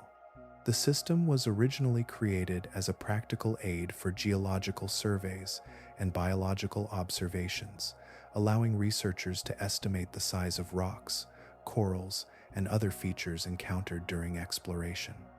Magnapinna transformed that simple reference tool into something far more significant. Because no complete adult specimen has ever reached a laboratory, researchers seeking to understand the squid's dimensions had to rely on imagery alone. Whenever a remotely operated vehicle encountered one of these animals, scientists carefully examined individual frames of video, comparing body structures against the known distance separating the laser points. From this process emerged nearly every measurement associated with the adult form. The method is ingenious, but it carries unavoidable limitations. The laser dots and the squid do not always occupy exactly the same plane in space. A slight difference in distance between the animal and the reference points can introduce parallax error, subtly altering apparent proportions. Water movement, camera angle, and the drifting posture of the squid add further uncertainty. The challenge becomes even greater when measuring the arms. Magnapinna rarely presents itself as a perfectly arranged subject. Its appendages bend, curve, and trail through the water column. At times, they extend beyond the boundaries of the camera frame entirely, vanishing from view before their full length can be recorded. In other encounters, portions of the body move between frames, creating motion blur that softens precise outlines. For these reasons, many published measurements are best understood as careful estimates rather than exact physical values. Researchers acknowledge these constraints openly. Yet something remarkable emerges when observations from different oceans, different expeditions, and different scientific teams are compared. Again and again, the numbers converge. Independent analyses consistently suggest a mantle length between roughly 15 and 25 centimeters. The extraordinary arms, including their extended filaments, reach lengths approaching 8 meters. Despite differences in equipment, viewing conditions, and geographic location, the estimates repeatedly fall within similar ranges. That consistency itself becomes evidence. Multiple lines of observation, gathered across vast stretches of the global ocean, point toward the same general body proportions. In an unusual way, the agreement among imperfect measurements strengthens confidence in the overall picture. No single observation stands alone. Each encounter adds another fragment to a growing mosaic, assembled from countless individual frames. This approach represents a profound shift in how some marine organisms are studied. Researcher Michael Vecchione has described Magnapinna as one of the clearest examples of a new form of marine biology, one in which fundamental knowledge emerges not from collected specimens, but from imagery. Distribution, posture, relative anatomy, and even aspects of behavior have been reconstructed through patient examination of recorded encounters. As a result, scientific papers devoted to Magnapinna possess a character unlike most traditional species descriptions. Instead of measurements taken directly from preserved bodies with calipers in a laboratory, they often rely upon observations extracted from footage gathered thousands of meters beneath the sea. Researchers analyze proportions visible for only moments, tracing outlines across illuminated pixels and comparing them to known reference distances. Much of what humanity understands about this animal, therefore, originates within fleeting images captured in darkness. Its dimensions, its proportions, and many details of its appearance have been inferred from patterns of light recorded by cameras operating around 3,000 meters below the surface, which is about 1,864 miles. In the absence of a complete adult specimen, science has learned to measure a living mystery through the geometry of illumination itself, building knowledge frame by frame from brief encounters preserved within the memory of machines. Maps often create an illusion of certainty. A point appears on a chart, another follows thousands of kilometers away, which is about thousands of miles according to location, and gradually a pattern emerges. In most branches of biology, that pattern grows denser with time, filled by specimens, surveys, and repeated encounters, Magnapinna follows a stranger path. The map grows broader, yet the animal itself remains almost absent. By the standards of deep-sea research, the geographic range of Magnapinna is extraordinary. Confirmed records stretch across nearly every major ocean basin on Earth. Encounters have occurred in the Gulf of Mexico, in waters off northern Brazil, around Hawaii in the Pacific Ocean, near the Azores in the northern Atlantic Ocean, throughout parts of the Indian Ocean, within the Great Australian Bight, and most recently near the Tonga Trench in the South Pacific Ocean. Each observation emerged from a different expedition, a different camera system, and often a different scientific objective altogether. Taken together, these records reveal a distribution pattern known in biogeography as cosmopolitan. The term describes organisms that occur across vast portions of the planet, rather than being restricted to a single region. Many deep-sea animals exhibit this pattern, carried across immense distances by ocean currents over evolutionary timescales. Yet, cosmopolitan species are usually supported by abundant evidence. Researchers may possess hundreds or even thousands of specimens collected over decades of exploration. Magnapinna occupies a remarkable exception. Despite appearing to inhabit oceans around the globe, it remains known from fewer than a few dozen confirmed encounters. No complete adult specimen exists in any museum collection. No preserved body provides a definitive reference for the mature form seen in footage. The distribution appears planetary, while the observational record remains astonishingly small. At first glance, such scarcity might suggest an animal on the edge of extinction or one naturally occurring in tiny numbers. Researchers do not believe that is the most likely explanation. Instead, the paradox seems to arise from where the squid lives rather than how many exist. Most confirmed encounters occur far below depths routinely visited by research equipment. Vast portions of the deep ocean remain unexplored, not because they are inaccessible in principle, but because reaching them demands expensive ships, specialized vehicles, skilled crews, and favorable conditions. Even the most advanced expeditions can examine only a minute fraction of the seafloor during a voyage. The challenge becomes clearer when scale is considered. The ocean covers approximately 71% of Earth's surface. Within that immense volume, Magnapinna appears to occupy layers commonly deeper than 2,000 meters, which is about 1.24 miles. Human presence at such depths is rare and brief. Cameras descend, record for several hours, and return to the surface. The overwhelming majority of the habitat remains unobserved.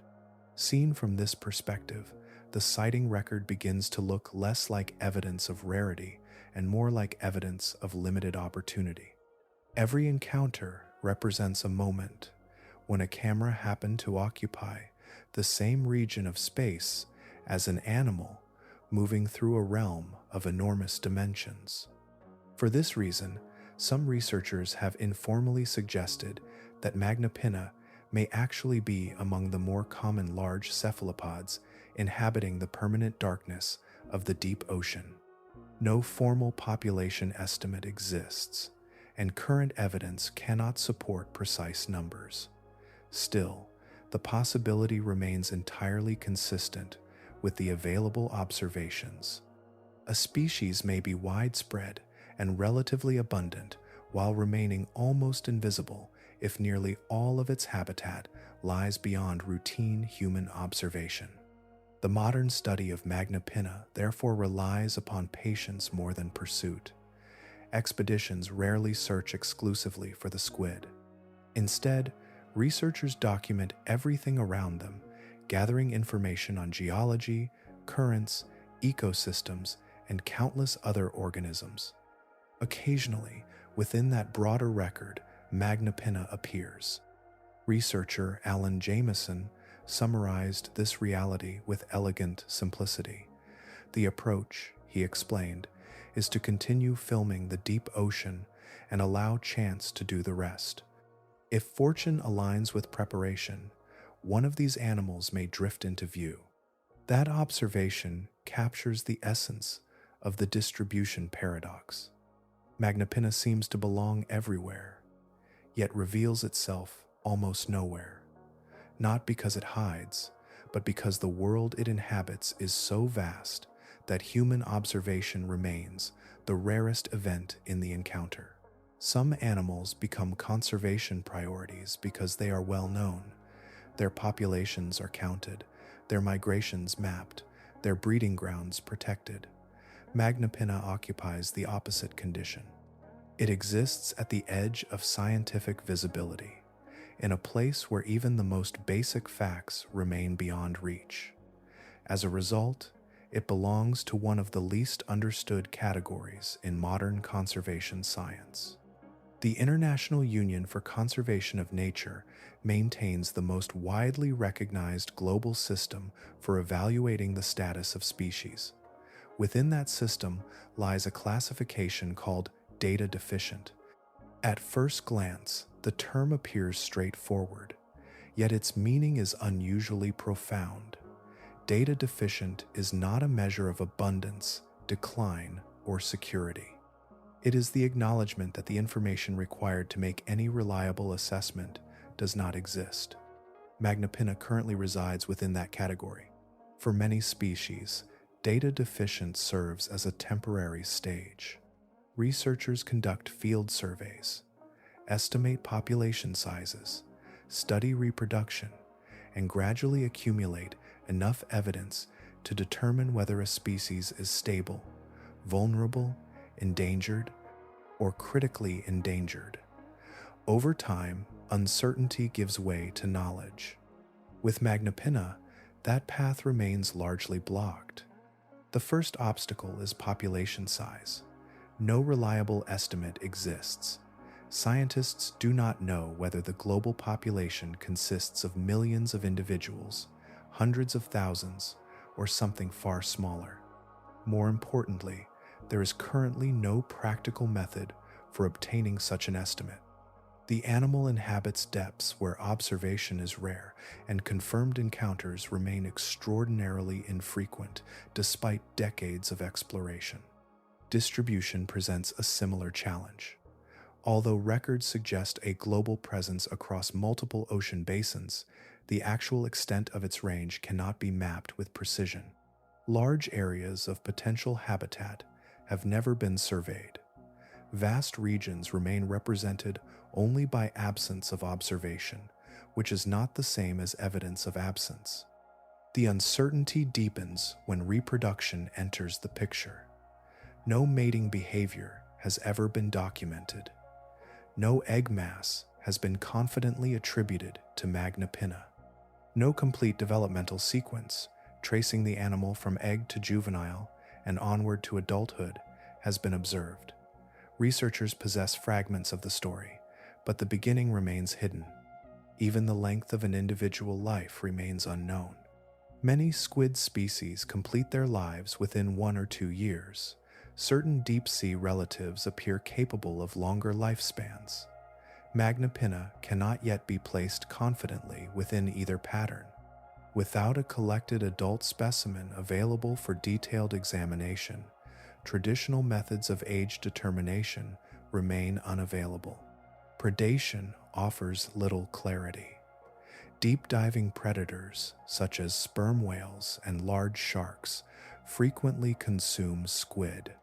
Scientists often reconstruct deep-sea food webs by examining stomach contents and identifying remains. Yet no confirmed Magnapinna remains have been documented from any predator. This does not imply immunity from predation. Rather, it reflects how little physical evidence exists for the species in general. These gaps create a remarkable conservation dilemma. Imagine, for a moment, that environmental pressures were already affecting Magnapinna populations. Deep-sea trawling could alter portions of its habitat. Gradual ocean warming might influence the distribution of prey. Increasing ocean acidification could affect ecological processes in ways not yet fully understood. If any of these forces were causing declines, researchers would possess almost no means of detecting the change. There is no baseline population estimate against which losses could be measured. There are no long-term demographic studies to reveal trends. There are no reproductive records indicating whether new generations are replacing older ones. In this sense, Magnapinna exists behind a veil that functions both as protection and vulnerability. The depths it inhabits shelter it from many direct human disturbances that affect coastal and surface species. Yet the same remoteness prevents deliberate conservation. Effective protection depends upon knowledge, and knowledge remains scarce. The result is an unusual paradox. Science recognizes Magnapinna as a real and widespread inhabitant of the deep ocean.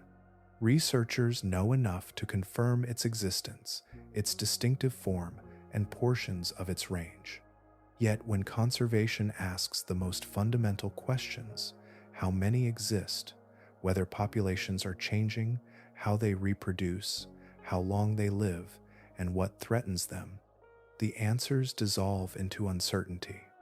The animal is not merely unprotected. It remains largely beyond the reach of protection itself, suspended within a realm where discovery still precedes conservation. Family trees are often imagined as orderly structures, branches dividing neatly from common ancestors, each connection revealing a clear story of descent. Deep ocean evolution rarely offers such clarity. In the immense darkness below the reach of sunlight, lineages can drift apart for millions of years with little trace left behind. When scientists search for the relatives of Magnapinna, they discover not a crowded gathering of familiar forms, but a handful of distant connections, separated by long stretches of evolutionary solitude. The nearest living relatives of Magnapinna belong to a group commonly known as the whiplash squids. These deep-water animals inhabit the mesopelagic and bathypelagic regions of the ocean, where sunlight fades and eventually disappears altogether. Many possess elongated bodies and unusually long appendages, adaptations that allow them to interact with the surrounding water column in ways that differ from the rapid pursuit strategies seen in many shallower squid species. Among these relatives are members of families known for delicate, trailing tentacles that extend far beyond the body. Rather than actively chasing prey through open water, some appear to rely on a more patient approach. Their long appendages remain suspended within passing currents, creating opportunities for small drifting organisms to become ensnared. One behavior is particularly noteworthy. Certain whiplash squids adopt a configuration researchers have described as a tuning fork posture. Their extended appendages hang downward beneath the body, forming a shape that bears a loose resemblance to the characteristic posture associated with Magnapinna. Scientists believe these animals may use sticky structures along their tentacles to capture tiny planktonic creatures carried by the water. This similarity has become one of the strongest clues in the effort to understand how Magnapinna feeds. If closely related squid employ elongated appendages as passive collecting structures, then the immense filaments of Magnapinna may serve a comparable function. The idea remains a hypothesis rather than a confirmed fact, yet it rests upon a foundation grounded in evolutionary relationships rather than speculation alone. And yet the resemblance extends only so far. Beyond the broad strategy of interacting with drifting prey, Magnapinna departs dramatically from its relatives. No known whiplash squid possesses 10 nearly indistinguishable arms. No relative exhibits fins approaching the enormous proportions seen in Magnapinna. No other squid extends its filamentous structures to such extraordinary lengths relative to body size. The deeper researchers examine the comparison, the more unusual Magnapinna becomes. Another confirmed relative adds further intrigue. A little-known deep-sea squid called Jubiniteuthis shares a more recent evolutionary connection with Magnapinna than most other living species. Like Magnapinna, it possesses a body plan that resists easy comparison with more familiar squid forms.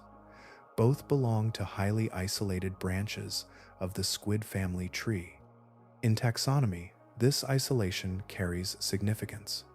Magnapinna and Jubiniteuthis each occupy families containing only a single living genus. Such arrangements often indicate lineages that have traveled long evolutionary paths without producing large numbers of surviving close relatives. They stand as the remaining representatives of much older histories, separated from neighboring branches by vast spans of time. This pattern suggests that the defining characteristics of Magnapinna did not appear suddenly. The immense fins, equal arm anatomy, and extraordinary filaments were likely shaped through extended evolutionary processes unfolding in the deep ocean. Generation after generation experienced selection pressures unique to an environment rarely visited by sunlight and only recently observed by human technology. Unfortunately, the evidence needed to reconstruct that history has largely vanished. Soft-bodied animals leave few fossils. Squid tissues decompose rapidly after death, and the conditions required for preservation occur only under exceptional circumstances. In the deep ocean, those opportunities are even rarer. Bones, shells, and teeth can persist across geological ages, but creatures built primarily of soft tissue often disappear without trace. As a result, the ancestry of Magnapinna fades into uncertainty long before its origins can be clearly resolved. Scientists cannot determine when its distinctive body plan first emerged. They cannot identify the transitional forms that may have linked it to ancestral relatives. They cannot follow a sequence of fossils revealing each evolutionary step. What remains instead is a living survivor of a history largely erased, a creature whose nearest relatives provide hints of its past, while the deeper chapters remain hidden within an ocean that keeps many of its oldest stories to itself. Sometimes a scientific discovery begins not with a new idea, but with a new way of looking. Entire worlds can remain hidden not because they are distant, but because the tools needed to observe them have not yet been built. The modern understanding of Magnapinna emerged from exactly such a transformation. The animal itself had existed for millions of years. What changed was humanity's ability to remain present in its realm long enough to notice it. For much of the history of deep-sea exploration, researchers faced a frustrating limitation. The ocean depths could be sampled, but they could rarely be observed directly. Nets were dragged through the darkness and hauled back to the surface, bringing fragments of life from places few people had ever seen. These collections revealed that unusual animals existed below, yet fragile creatures often arrived damaged beyond recognition. Delicate tissues tore apart, long appendages vanished. Important anatomical details were destroyed before anyone had the opportunity to study them. Manned submersibles offered another approach. Scientists could descend into the deep ocean and witness its inhabitants firsthand. Yet such vehicles were expensive to build, costly to operate, and available only to a small number of institutions. Dive durations were limited, operational depths varied, and opportunities for observation remained rare. Then, a new technology began changing the landscape of deep-sea research. The remotely operated vehicle combined endurance, flexibility, and observation in ways earlier systems could not. Connected to a surface vessel by a tether, these unmanned platforms carried cameras, lights, measuring lasers, and scientific instruments into environments that had previously remained beyond routine study. Operators could hold position for extended periods, maneuver around geological features, and investigate unexpected discoveries as they appeared. Most importantly, the vehicle could watch without collecting. Instead of recovering damaged remains, researchers could observe animals alive within their natural environment. Posture, movement, behavior, and interactions could all be documented directly. For a creature like Magnapinna, whose most distinctive characteristics depend upon fragile structures extending many meters beyond the body, this difference proved revolutionary. The first confirmed footage of an adult Magnapinna came from the French submersible Hadal. Yet, the dramatic increase in observations that followed during the late 1990s and early years of the new century was driven primarily by remotely operated vehicles. As more research institutions deployed them, the number of eyes exploring the deep ocean expanded dramatically. An unexpected contributor soon emerged as well. Far from universities and research vessels, the offshore oil and gas industry had quietly assembled one of the largest deep-sea camera networks ever created. Commercial operations required constant inspection of pipelines, infrastructure, and seafloor installations. Their remotely operated vehicles accumulated thousands of hours of footage each year at depths rarely visited by traditional scientific expeditions. For years, much of that imagery remained within industrial archives. Then came the encounter at the Perdido site, where a remotely operated vehicle recorded a Magnapinna near the seafloor. The footage eventually reached marine biologists and demonstrated the immense scientific value hidden within commercial observations. Formal collaborations followed. Researchers gained access to recordings gathered during industrial operations, and the known sighting record expanded accordingly. The partnership was unusual. Some observers raised concerns about the relationship between conservation science and resource extraction industries. Yet among scientists studying deep ocean life, there was broad recognition that the footage provided information unavailable from almost any other source. Technology has continued evolving since then. More recently, autonomous lander systems have introduced another method of observation. Rather than remaining connected to a surface vessel, these instruments descend independently, settle on the seafloor, and record their surroundings for extended periods.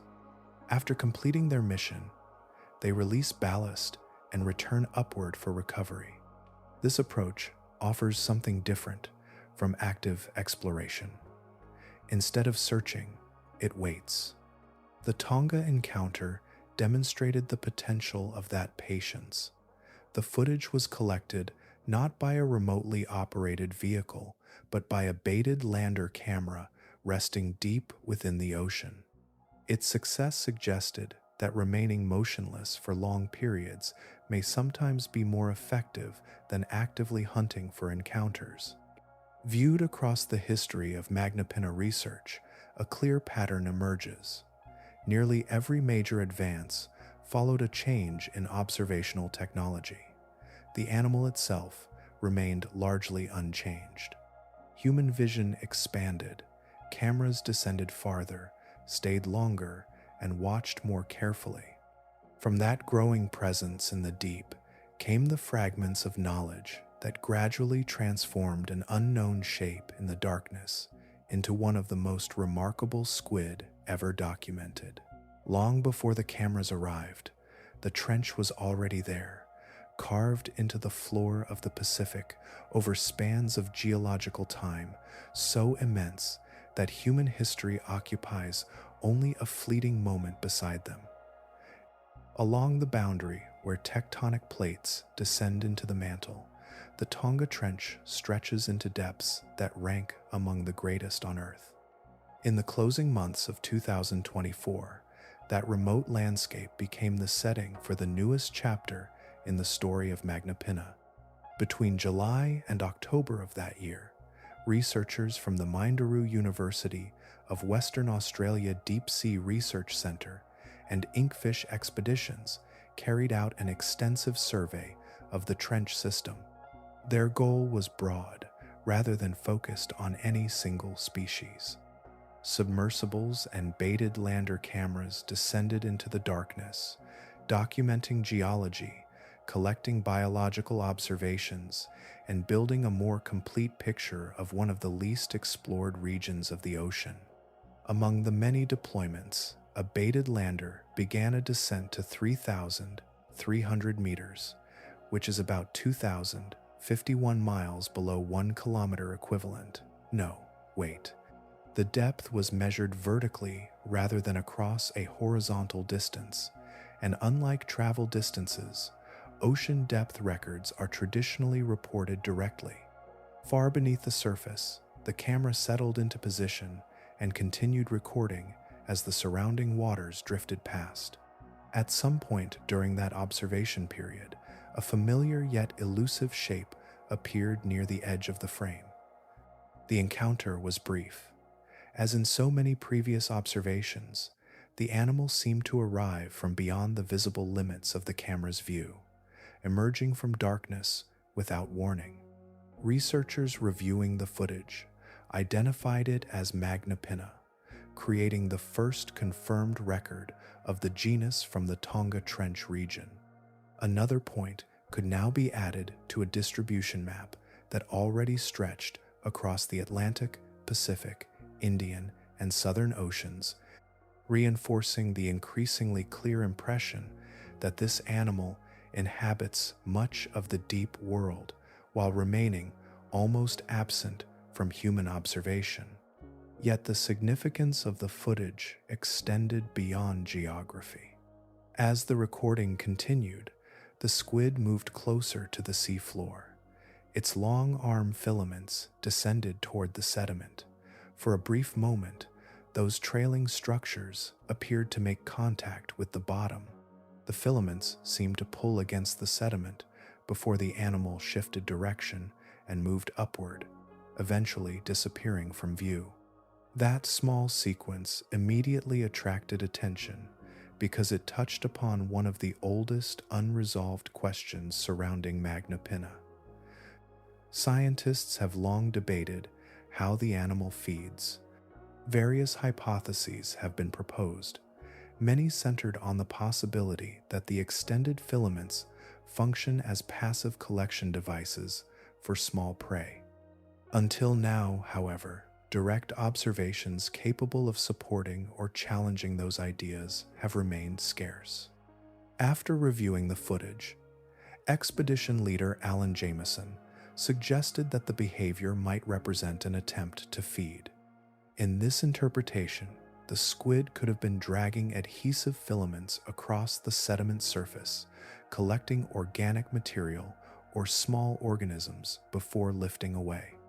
The motion appeared consistent with that possibility. Yet another explanation remained equally plausible. The filaments may simply have adhered to the seafloor unintentionally. Rather than feeding, the animal could have been freeing itself from temporary contact with the sediment. Because the encounter lasted only a short time and the camera angle provided limited information, the available evidence could not distinguish confidently between the two interpretations. That uncertainty carries a deeper significance than the specific behavior itself. Magnapinna has now been observed for more than 3 decades, yet many of its most basic biological traits remain unresolved. A laboratory specimen could potentially answer some of these questions within days or weeks. Instead, researchers work from fleeting moments recorded in environments that are extraordinarily difficult to access. Every new observation contributes another fragment, but rarely a complete picture. The Tonga footage also strengthened understanding of the animal's South Pacific distribution.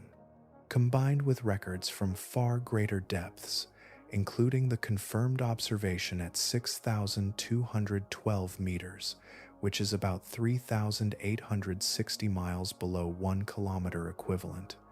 Again, depth functions differently from geographic travel distance and is reported directly in marine science. The evidence indicates that the region forms part of a broader range extending across multiple deep ocean basins.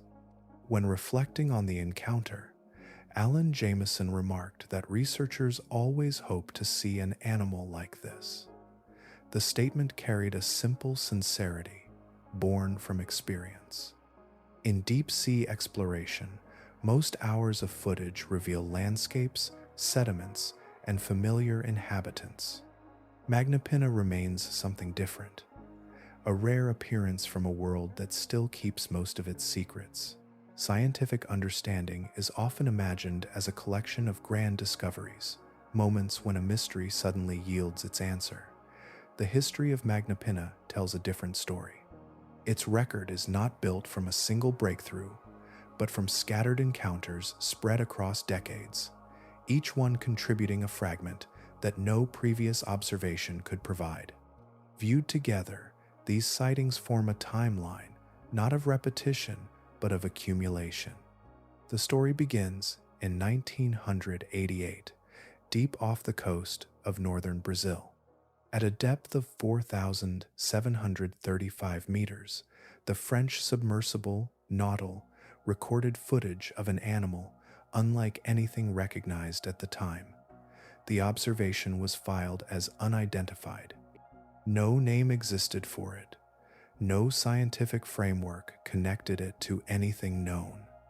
Yet this first encounter established something fundamental. The animal was real, alive, and capable of surviving at depths that placed it among the deepest known squid ever observed. The years that followed added more pieces, though nobody yet realized they belonged to the same puzzle. Additional sightings occurred during 1992. Another followed in 1998. 3 more appeared in 2000. Different crews, different expeditions, and different oceans produced footage of remarkably similar animals. The records accumulated separately, stored within archives and expedition reports, disconnected from one another by geography and circumstance. Then, in December of 2001, a turning point arrived. Marine biologist Michael Vecchione examined 8 independent sightings and recognized the pattern linking them together. In a paper published in the journal Science, he demonstrated that the strange animals recorded across multiple oceans represented members of the same extraordinary genus. For the first time, Magnapinna entered both the scientific literature and public awareness. A collection of isolated mysteries became a single biological story. Another critical piece emerged from a physical specimen collected in 2006 by Tracy Sutton. Unlike the preserved juveniles already known to science, and unlike the fully developed adults visible in video footage, this individual occupied an intermediate stage of growth. Its anatomy revealed the early development of the elongated filaments that would later become the defining feature of mature Magnapinna. Vecchione later described this specimen as the moment when a formal connection between juvenile and adult forms became scientifically possible. In November of 2007, the encounter at the Perdido drilling site in the Gulf of Mexico expanded the picture again.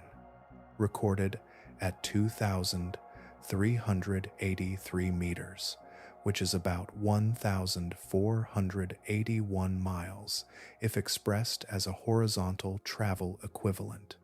Though depth is conventionally reported directly, the observation demonstrated that Magnapinna occupied shallower regions of the midnight zone than many researchers had assumed. Just as importantly, It marked the first industrial remotely operated vehicle encounter and opened a new era of collaboration between marine scientists and commercial deepwater operators. The timeline continued to grow. During 2015 and 2017, observations from the Great Australian Bight provided the first remotely operated vehicle records from the Southern Hemisphere. These encounters introduced paired laser measurements that improved size estimation and documented juvenile filament structures with greater clarity than ever before. Then came 2020. Within a survey area covering 218 square kilometers, which is about 135 square miles, researchers documented 5 separate individuals. This was unprecedented. Until then, every confirmed sighting had involved a solitary animal. The Australian observations revealed new postures, new filament behaviors, and a broader southern distribution than previously recognized.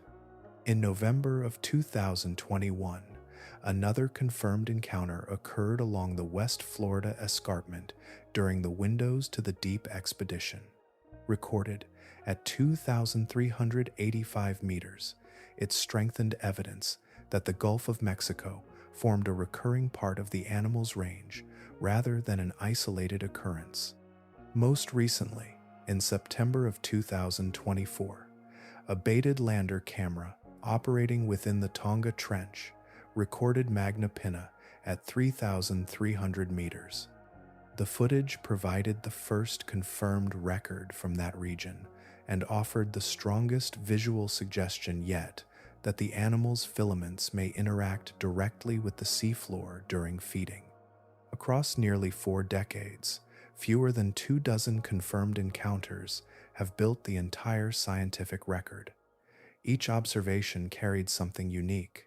Each added a detail unavailable elsewhere. Together, they transformed a nameless shape glimpsed in the depths into one of the most carefully studied mysteries in the deep ocean. Museum drawers often create an illusion of completeness. Within carefully labeled collections, preserved specimens rest in jars and cabinets, carrying names, dates, locations, and measurements. To later generations of researchers, such collections can appear authoritative, as though the animals inside have already surrendered their secrets. Yet the history of Magnapinna reveals how even a century of careful study can be built upon an absence no one realizes is there. For decades, every physical example of Magnapinna available to science came from trawl nets. These collections were valuable, sometimes representing the only evidence that a species existed at all. Researchers examined body proportions, fin shapes, arm arrangements, and other anatomical details preserved after recovery from the deep ocean. Species descriptions were written, taxonomic classifications were established, scientific literature accumulated around these specimens. What nobody understood at the time was that the most important part of the animal was missing. The defining structures of adult Magnapinna are the extraordinary distal filaments extending from the arms. These filaments are astonishingly thin and may reach lengths approaching 8 meters. Their dimensions account for the overwhelming majority of the animal's total length and likely play a central role in how it survives within the deep ocean. Yet such delicate structures are poorly suited to endure the violence of collection. A trawl net moving through deep water generates turbulence, pressure changes, abrasion, and physical impacts. Anything fragile is placed at immediate risk.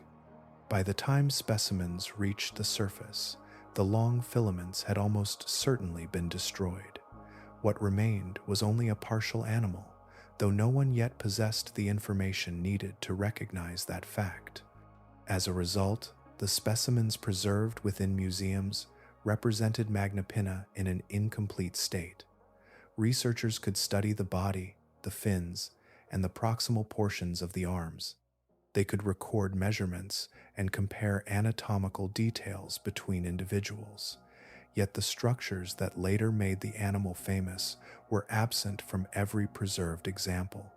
The situation was strangely similar to attempting to understand a bird species while never seeing its wings. Important information remained invisible, not because researchers overlooked it, but because the evidence simply never survived the journey to the laboratory. When remotely operated vehicles eventually began recording living Magnapinna, a profound disconnect emerged between the animals preserved in collections and the animals appearing on video screens. The footage revealed enormous trailing filaments unlike anything visible in museum specimens.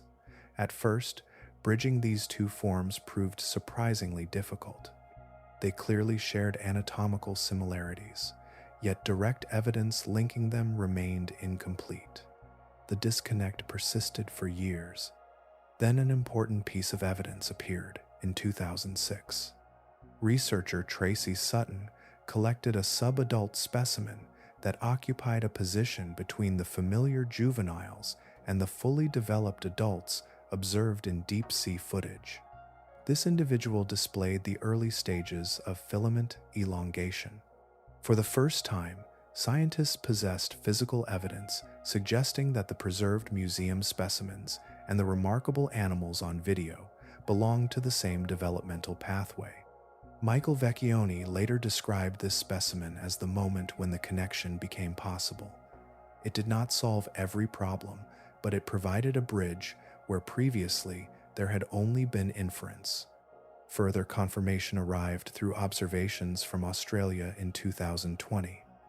Living juvenile Magnapinna were documented with intact distal filaments already present.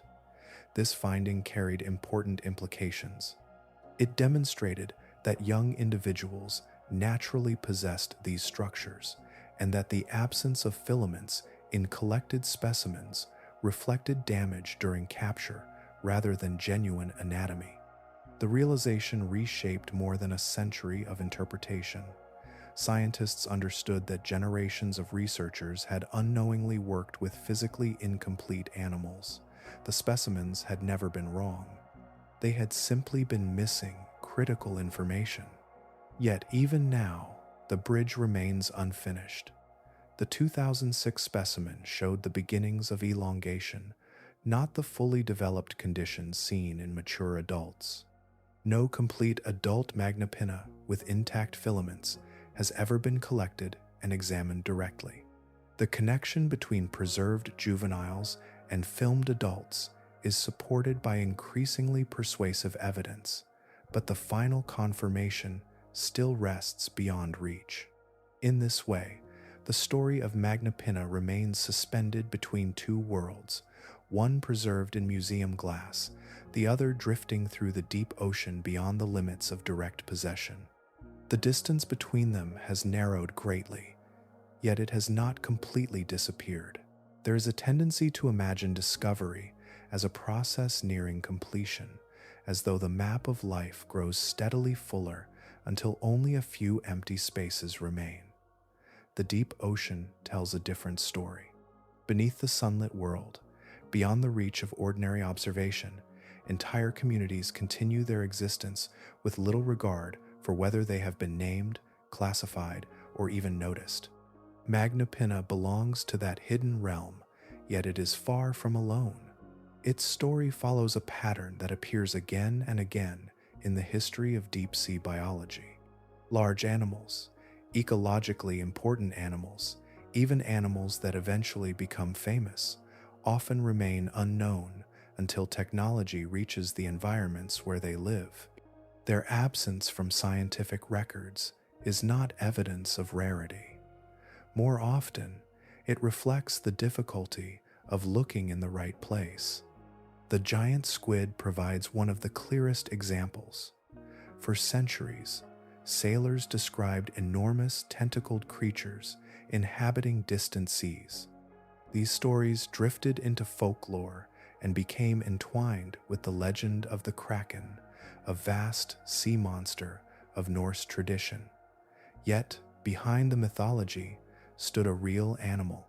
Specimens occasionally washed ashore, and by the 19th century, scientists recognized that giant squid genuinely existed.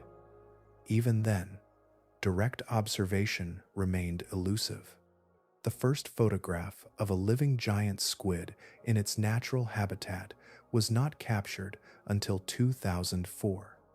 The first video showing a living giant squid at depth followed in 2012. The animal had spent countless generations beneath the ocean's surface long before cameras arrived to record it. A similar pattern surrounded the colossal squid, larger by mass than the giant squid and possessing the largest known eyes in the animal kingdom. It remained unknown to science until 1925. Even after its description, complete specimens proved extraordinarily difficult to obtain. Not until 2007 did researchers secure a complete adult individual suitable for detailed study. For decades, one of the largest invertebrates on Earth existed mostly through fragments, partial remains, and inference. The Dumbo octopus offers another example. Living primarily between 3,000 and 5,000 meters, which is about 1,864 to 3,107 miles if expressed as horizontal travel equivalents. Though ocean depths are conventionally reported directly, these animals occupied a realm beyond routine human access. Only after the widespread deployment of remotely operated vehicles did their true distribution become apparent. Scientists now understand that Dumbo octopuses are widespread inhabitants of the deep sea, yet many aspects of their biology remain poorly understood. Each of these animals shared an important characteristic. They were never waiting to be created by discovery. They already existed. They fed, reproduced, migrated, and died within their ecosystems, regardless of whether humans knew their names. Scientific recognition altered human understanding, not the reality of the animals themselves. Magnapinna fits naturally within this pattern. Its history demonstrates that even a globally distributed animal can remain nearly invisible when it occupies an environment rarely visited by observers. The deep ocean covers the majority of Earth's surface. Within that vast volume, cameras sample only tiny fractions at any given time. Encounters occur not because an animal suddenly appears, but because technology finally intersects with a place where life was already unfolding. Modern estimates suggest that the deep ocean may contain between 1 million and 10 million species. Most remain undescribed. Every year, expeditions return with organisms unknown to science. During the Great Australian Bight surveys that recorded multiple Magnapinna encounters, researchers also documented numerous other species lacking formal scientific descriptions. The squid was remarkable, but it was not unique in representing a gap within human knowledge. This realization changes the way the sighting record can be understood. Magnapinna is not merely an exception, a strange survivor hidden in darkness. It is a representative example of a broader reality. The deep ocean routinely contains animals of considerable size, complexity, and ecological importance that remain beyond the boundaries of current understanding. Seen from that perspective, the significance of Magnapinna extends beyond its unusual anatomy. It serves as a reminder that the largest habitat on Earth remains only partially explored. Somewhere beyond the paths traced by research vessels and cameras, countless other lives continue their ancient rhythms, awaiting neither attention nor recognition, existing simply because the ocean allows them to exist. A single encounter can last less than a minute. A camera records an unfamiliar shape drifting through darkness. The animal turns, pauses, and disappears beyond the edge of the frame. To an outside observer, the event may seem fleeting, almost insignificant. Yet for researchers studying Magnapinna, such moments can represent years of progress. Understanding why requires understanding the unusual pace at which deep-sea science advances. Most branches of biology developed around direct access to living organisms. Scientists collect specimens, transport them to laboratories, preserve them, measure them, dissect them, and compare them with related species. Over centuries, this approach became the foundation of biological knowledge. The methods assume that the organism can be physically obtained and examined repeatedly. Entire scientific disciplines were built upon that expectation. Magnapinna does not cooperate with those assumptions. The animal inhabits depths that remain extraordinarily difficult to reach. Human observers cannot simply travel to its environment whenever new questions arise. Every expedition requires specialized vessels, sophisticated equipment, highly trained personnel, and substantial financial investment. Reaching the animal is itself a major achievement before any scientific investigation can even begin. As a result, researchers were forced to develop a different kind of knowledge. Instead of specimens resting on laboratory tables, they work with images. Instead of repeated handling, they rely on observations gathered during brief encounters. A body measurement may originate from a single frame of video. Behavioral interpretations may emerge from recordings lasting only seconds. Entire scientific papers can be built from details extracted carefully from footage captured thousands of meters below the surface. This process unfolds slowly, often accumulating information one observation at a time. The Australian surveys provide a useful example. The most productive period in the history of Magnapinna research emerged from years of effort spread across multiple expeditions. Researchers surveyed approximately 46 kilometers, which is about 28.6 miles, of linear transects while examining an area covering 218 square kilometers, which is about 84 square miles, of seafloor habitat. Remotely operated vehicles and towed camera systems were deployed repeatedly across different years and locations. The result of all that effort was 5 confirmed Magnapinna sightings. 5 animals. In many biological studies, 5 observations might seem modest. Within the context of deep-sea research, however, those encounters represented a remarkable concentration of information. Each sighting contributed details unavailable elsewhere. Together, they expanded understanding of distribution, posture, development, and behavior in ways impossible to achieve through a single observation alone. Every encounter is treated as a formal data event. Researchers record depth with great precision. Body orientation is described using standardized terminology so that observations remain comparable across decades. Encounter duration is documented. Laser measurements are extracted from usable frames. Behavioral observations are cataloged and compared against previous records. Even a recording lasting 30 seconds may contain information valuable enough to alter scientific understanding. This methodology produces a distinctive pattern of knowledge. Certain aspects of Magnapinna are now understood with surprising confidence. Scientists possess reasonably consistent estimates of body proportions. They know the animal occupies multiple ocean basins. They recognize characteristic postures and recurring behavioral traits. Depth records have established an extraordinary environmental range, extending into some of the deepest habitats known for any squid.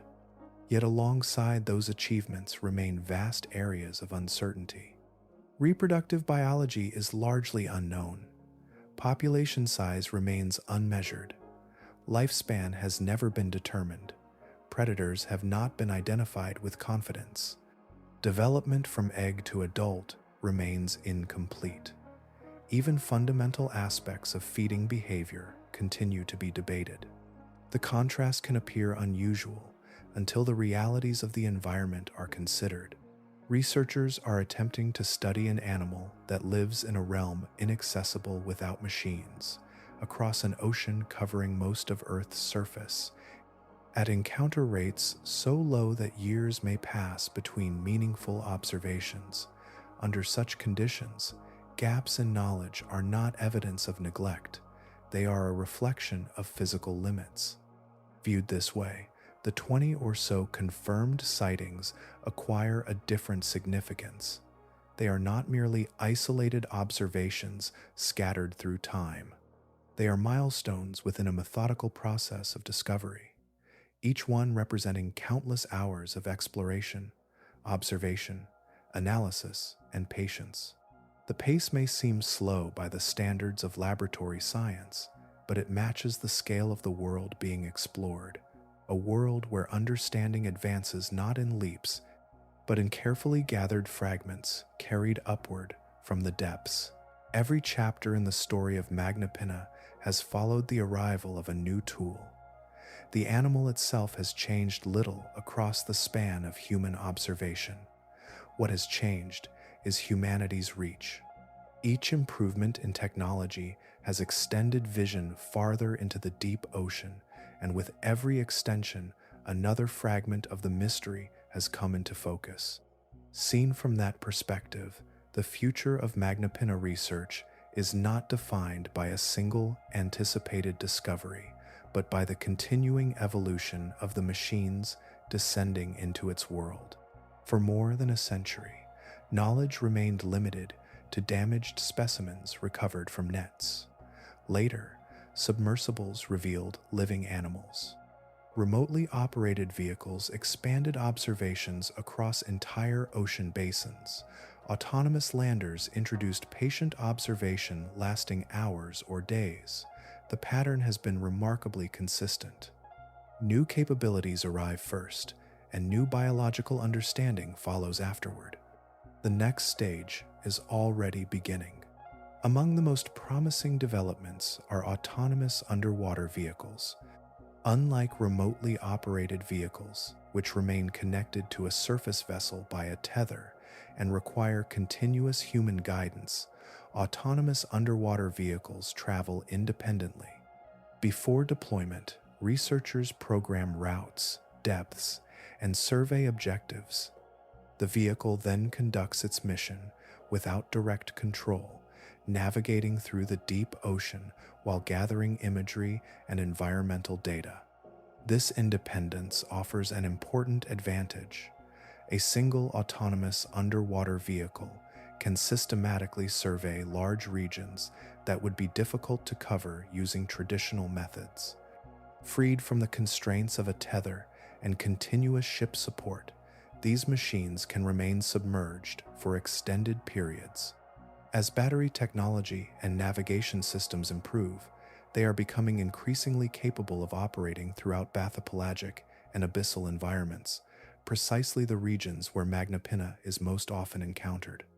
At the same time, stationary observation systems continue to improve. The baited lander that recorded the Tonga Trench encounter demonstrated the value of persistence. Rather than actively searching, it simply remained present. Future generations of landers will benefit from higher resolution cameras, improved storage capacity, longer battery endurance, and more sophisticated environmental sensors. Extended deployments may allow researchers to capture behaviors that have remained elusive simply because previous encounters ended too quickly. Hours may become days. Days may eventually become weeks.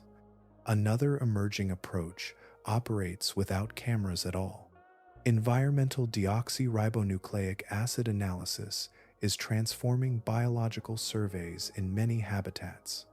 Every animal leaves traces of genetic material in its environment through shed cells, mucus, waste products, and other biological debris.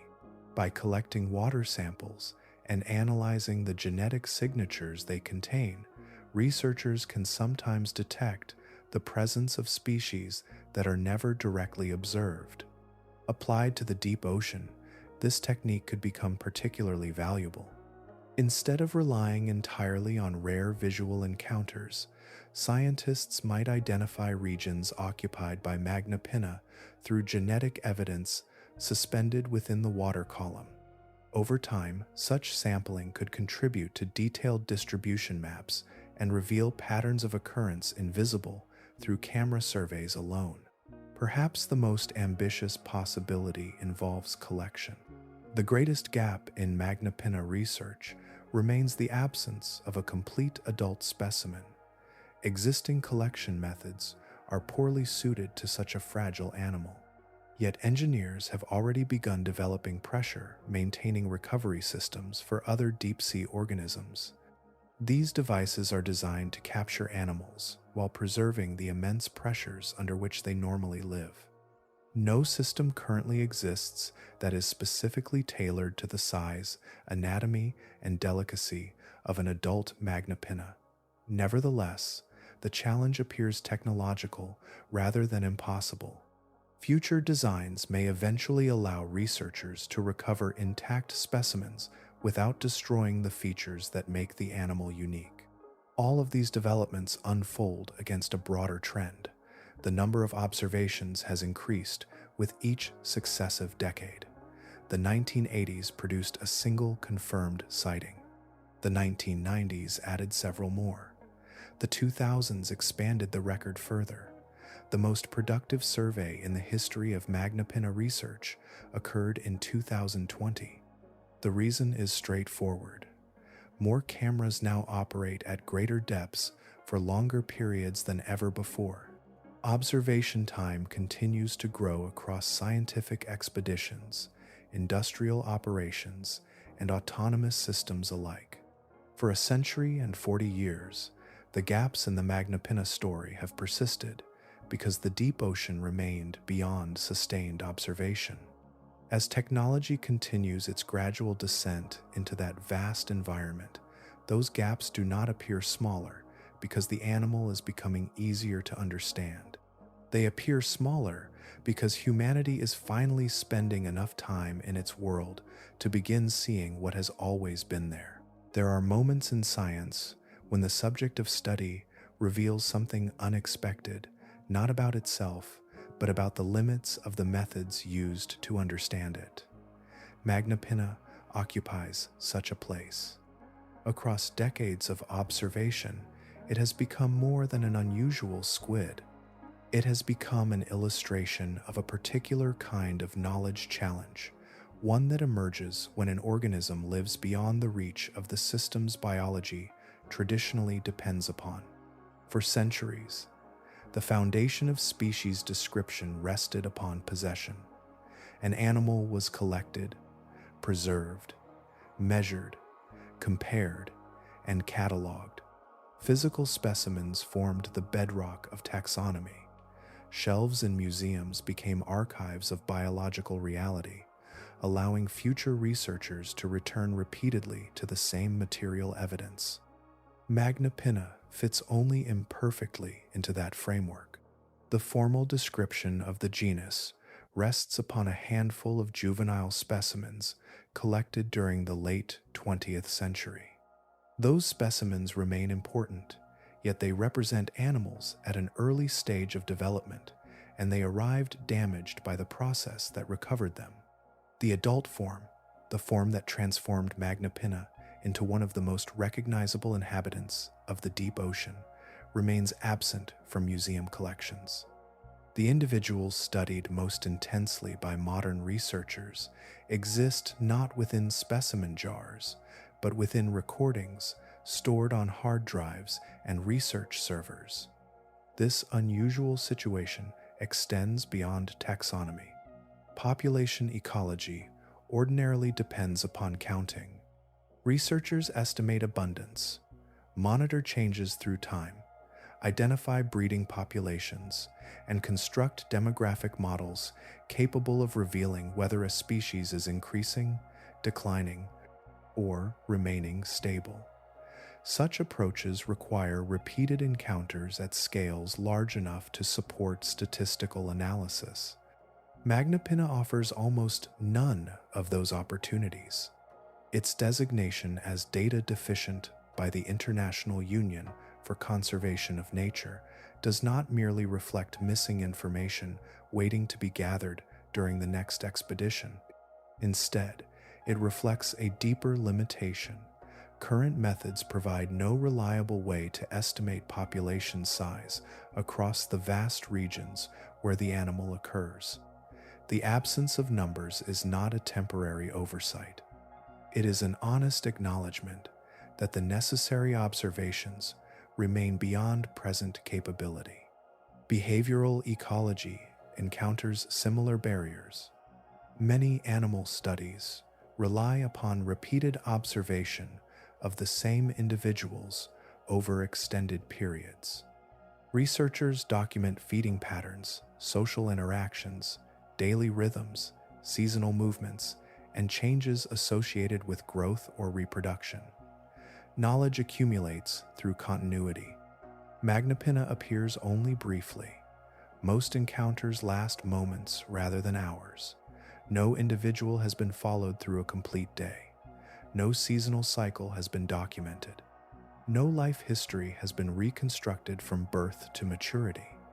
The behaviors preserved within the scientific record are therefore fragments, authentic and valuable, yet separated by vast intervals of time and space. Evolutionary biology faces another challenge entirely. Many evolutionary questions are answered through fossils. Others are explored through detailed comparison with close living relatives. Magnapinna benefits from neither approach. Squid bodies rarely survive the processes required for fossilization, leaving little trace within the geological record. Its nearest known relatives provide useful context, yet they remain sufficiently distinct that comparisons generate possibilities rather than certainty. As a result, the scientific portrait of Magnapinna possesses a distinctive character. It is not a complete image obscured by a few missing details. It is a collection of verified pieces.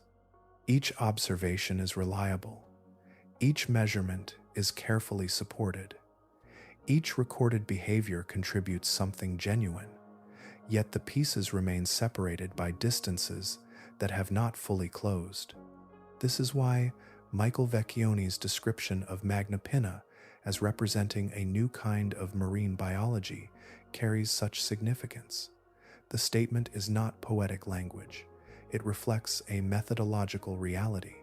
Here is a species known largely through imagery, interpreted through patient comparison, and reconstructed through inference grounded in observation. The process remains rigorous, yet it differs fundamentally from the specimen-based traditions that shaped much of biological science. In that sense, Magnapinna stands as both subject and teacher. The animal reveals not only the complexity of life in the deep ocean, but also the evolving nature of science itself.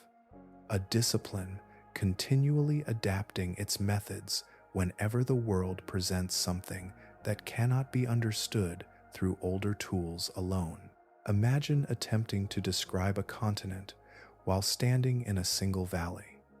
Imagine trying to understand an entire forest from the perspective of one leaf.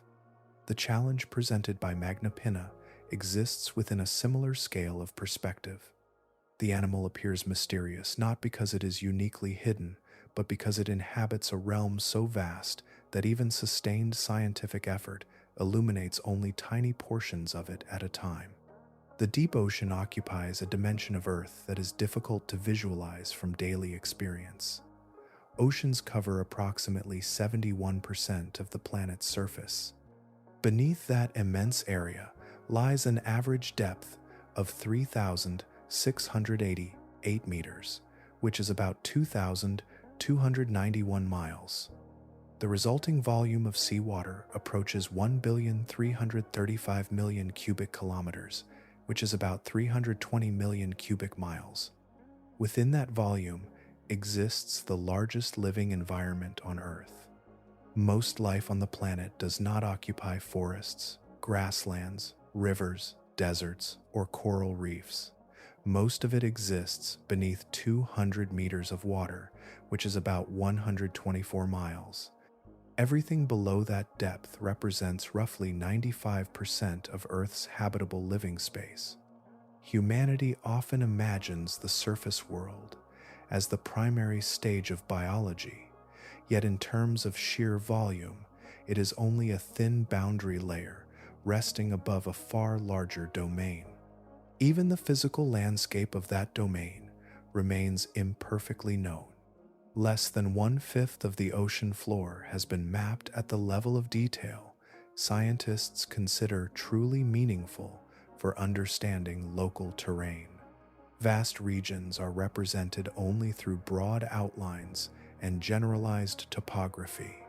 Mountains, valleys, ridges, trenches, and isolated features certainly exist across these unmapped expanses, yet many remain unresolved within available surveys.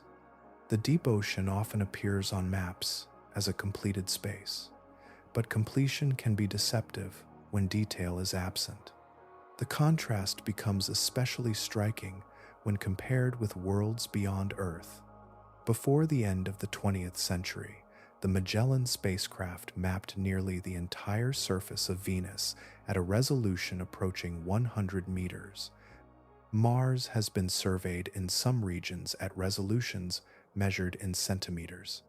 Humanity possesses remarkably detailed imagery of distant planetary surfaces separated from Earth by millions of kilometers, which is about hundreds of thousands to millions of miles.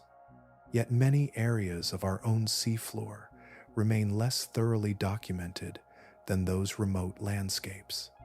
Within that immense and partially explored environment lives an astonishing diversity of organisms. Estimates vary considerably, but many researchers believe the deep ocean may contain somewhere between 1 million and 10 million species. Most remain undescribed. Every major expedition encounters unfamiliar forms of life. Specimens arrive in laboratories bearing anatomical structures never before recorded. Genetic analyses reveal lineages unknown to science only months earlier. The surveys that expanded understanding of Magnapinna offered a reminder of this reality. While researchers documented one of the most enigmatic squid genera ever observed, they simultaneously encountered numerous organisms lacking formal scientific descriptions.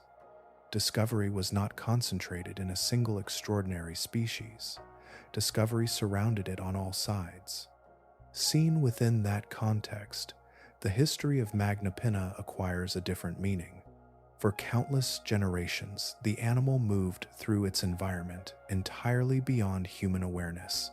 It fed, reproduced, matured, and died, while civilizations rose and disappeared across the continents above.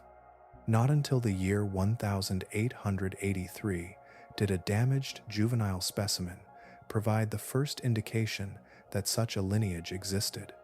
Not until the year 2001 did scattered observations finally assemble into a recognizable scientific identity. The lesson extends beyond a single squid. Magnapinna is not evidence that the deep ocean occasionally produces mysteries. It is evidence that mystery remains one of the defining characteristics of the deep ocean itself. Somewhere beyond the boundaries of current observation, other animals continue their lives unrecorded. Some may be rare, others may be widespread. Some may resemble familiar forms. Others may possess anatomies unlike anything presently known.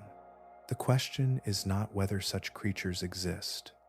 The scale of the ocean makes that possibility almost unavoidable.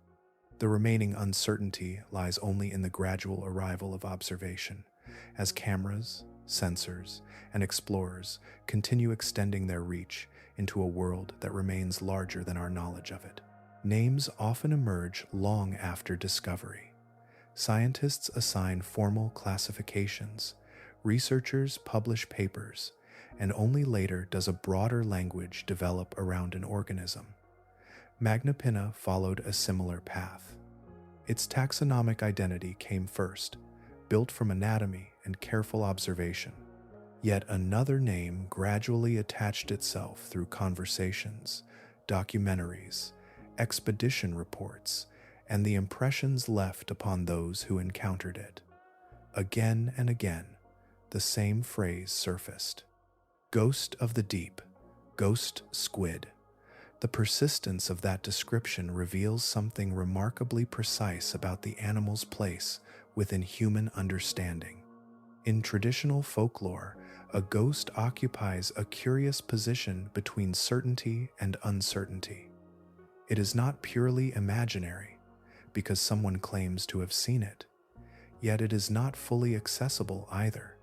It appears briefly, leaves an impression, and then vanishes before it can be examined closely. Stories remain, observations remain, but physical possession remains absent. Adult Magnapinna occupies a strangely similar position within science. Its existence is not disputed. Cameras have recorded it. Measurements have been extracted from imagery.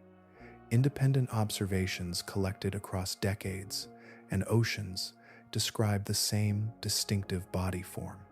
Researchers can estimate dimensions, compare behaviors, and identify recurring anatomical features.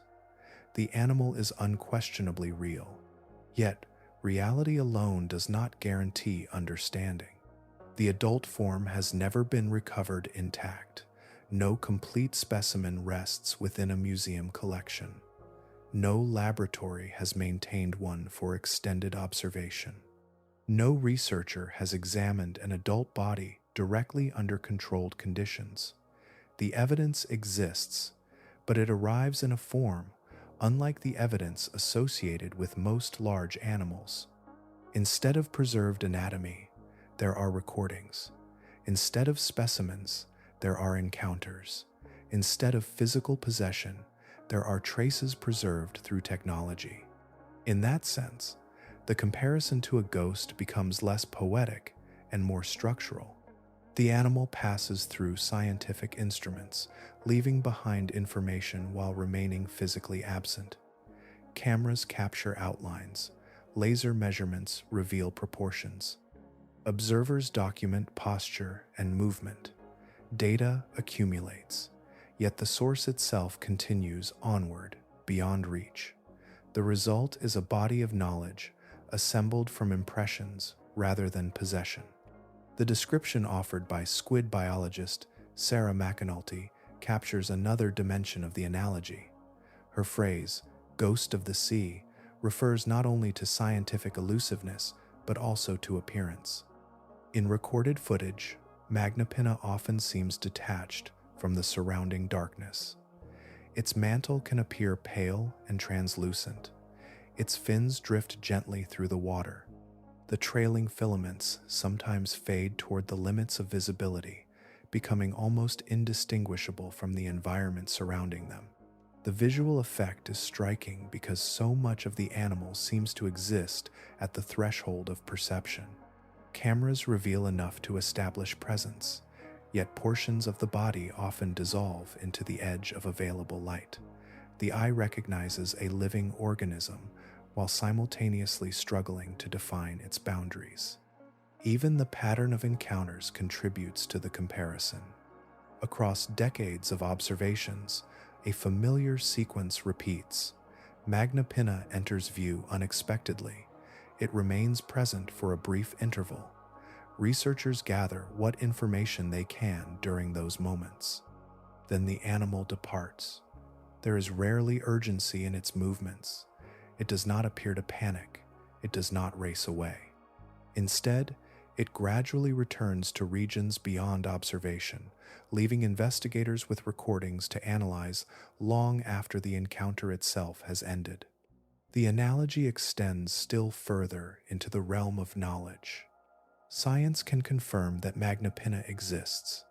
Science can confirm its broad distribution, its characteristic anatomy, and aspects of its behavior. Yet, fundamental questions remain unresolved. The number of individuals inhabiting the deep ocean is unknown. The details of reproduction remain unknown. Lifespan remains unknown. The identity of prey remains uncertain. Even the relationship between adult forms and formally described species remains incomplete. The ghost metaphor endures because it captures all of these realities at once. It describes appearance, behavior, and scientific circumstance in a single image. Magnapinna is not hidden because it is imaginary. It is hidden because it inhabits a world that still exceeds humanity's ability to observe continuously. For now, it remains suspended between visibility and mystery, known with certainty and yet only partially understood, leaving behind evidence of its existence while carrying much of its story beyond the limits of present reach. A museum drawer seems like an unlikely place for a philosophical lesson, yet for many years, that is where part of the Magnapinna story rested. Preserved specimens existed, labels existed, scientific attention existed. What did not exist was the understanding that those fragments belonged to one of the most unusual animals inhabiting the deep ocean. The lesson hidden within that history reaches beyond squid biology and into the broader relationship between human knowledge and the world it seeks to describe. Modern science often gives the impression of completeness. Maps cover the globe, satellites circle the planet, databases contain millions of recorded species. New discoveries still occur, but they are frequently imagined as small refinements added to an already finished picture. Magnapinna suggests a different reality. This was not a microscopic organism overlooked within a drop of water. It was not a rare bacterium requiring advanced laboratory techniques to detect. It was a large animal possessing an anatomy unlike any other squid known to science, distributed across multiple ocean basins. It existed on a scale that would seem difficult to miss. Yet for more than a century, its true nature remained hidden behind the limitations of available observation.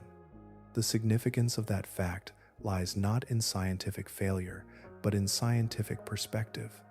Knowledge depends upon access. An organism can be widespread and still remain poorly understood if it occupies an environment that resists exploration. Magnapinna lived beyond the routine reach of nets, beyond ordinary diving depths, and beyond the technological capabilities available to earlier generations. The animal was never absent. Human access was. Other deep-sea creatures tell similar stories. The giant squid moved through folklore long before photography confirmed its appearance. The colossal squid remained largely mysterious until complete specimens provided a clearer understanding of its scale. Magnapinna followed a comparable path, though with an additional complication. Even after cameras recorded the adult form, the animal continued withholding many of its most fundamental biological details. What emerges from these examples is a reminder that reality does not depend upon recognition. Long before a scientist assigned a name, before an expedition lowered a camera, before a museum catalog recorded a specimen, these animals already occupied their environments. They hunted, fed, reproduced, and died according to rhythms entirely independent of human awareness. Discovery altered human understanding, but it changed nothing about the animals themselves. Magnapinna therefore presents a question that extends beyond taxonomy or ecology. It invites reflection on the scale of the world relative to the scale of human curiosity. Curiosity is powerful. It has carried instruments into trenches, onto distant planets, and across environments once considered inaccessible. Yet curiosity alone does not erase physical limits. The deep ocean remains vast beyond ordinary comprehension, and much of it continues to resist continuous observation. Understanding such a place requires patience, measured not merely in years, but often across generations. Individual scientific careers contribute pieces, expeditions contribute pieces, new technologies contribute pieces. Progress accumulates gradually, each advance extending the boundary of observation a little farther than before. There is a form of humility embedded within that process. Not the abstract acknowledgement that more knowledge remains to be gained, but the recognition that specific unanswered questions can persist despite sincere effort. Researchers have spent decades studying Magnapinna, yet essential aspects of its life remain uncertain. Feeding behavior remains incompletely understood, reproduction remains unknown, lifespan remains unknown. These are not obscure details. They are among the most basic biological questions one can ask about an animal. And still, the squid continues its existence. It drifted through the deep ocean long before the development of modern science. It inhabited those waters before laboratories, before research vessels, before written language itself. The environment it occupies remains difficult to access even now, and much of that realm will likely remain only partially explored for many years to come. Magnapinna asks for nothing from humanity. It requires neither recognition nor explanation, yet its existence offers a gentle reminder that knowledge is not a possession achieved once and forever. It is a continuing journey through a world far larger, older, and more intricate than any map of understanding can fully contain. At this very moment, beyond coastlines, beyond shipping lanes, beyond the reach of sunlight and weather, a living Magnapinna may be suspended within the deep ocean. Somewhere below 2,000 meters, which is about 1,243 miles, in water untouched by day or night, its arms may extend outward, while delicate filaments descend beneath it.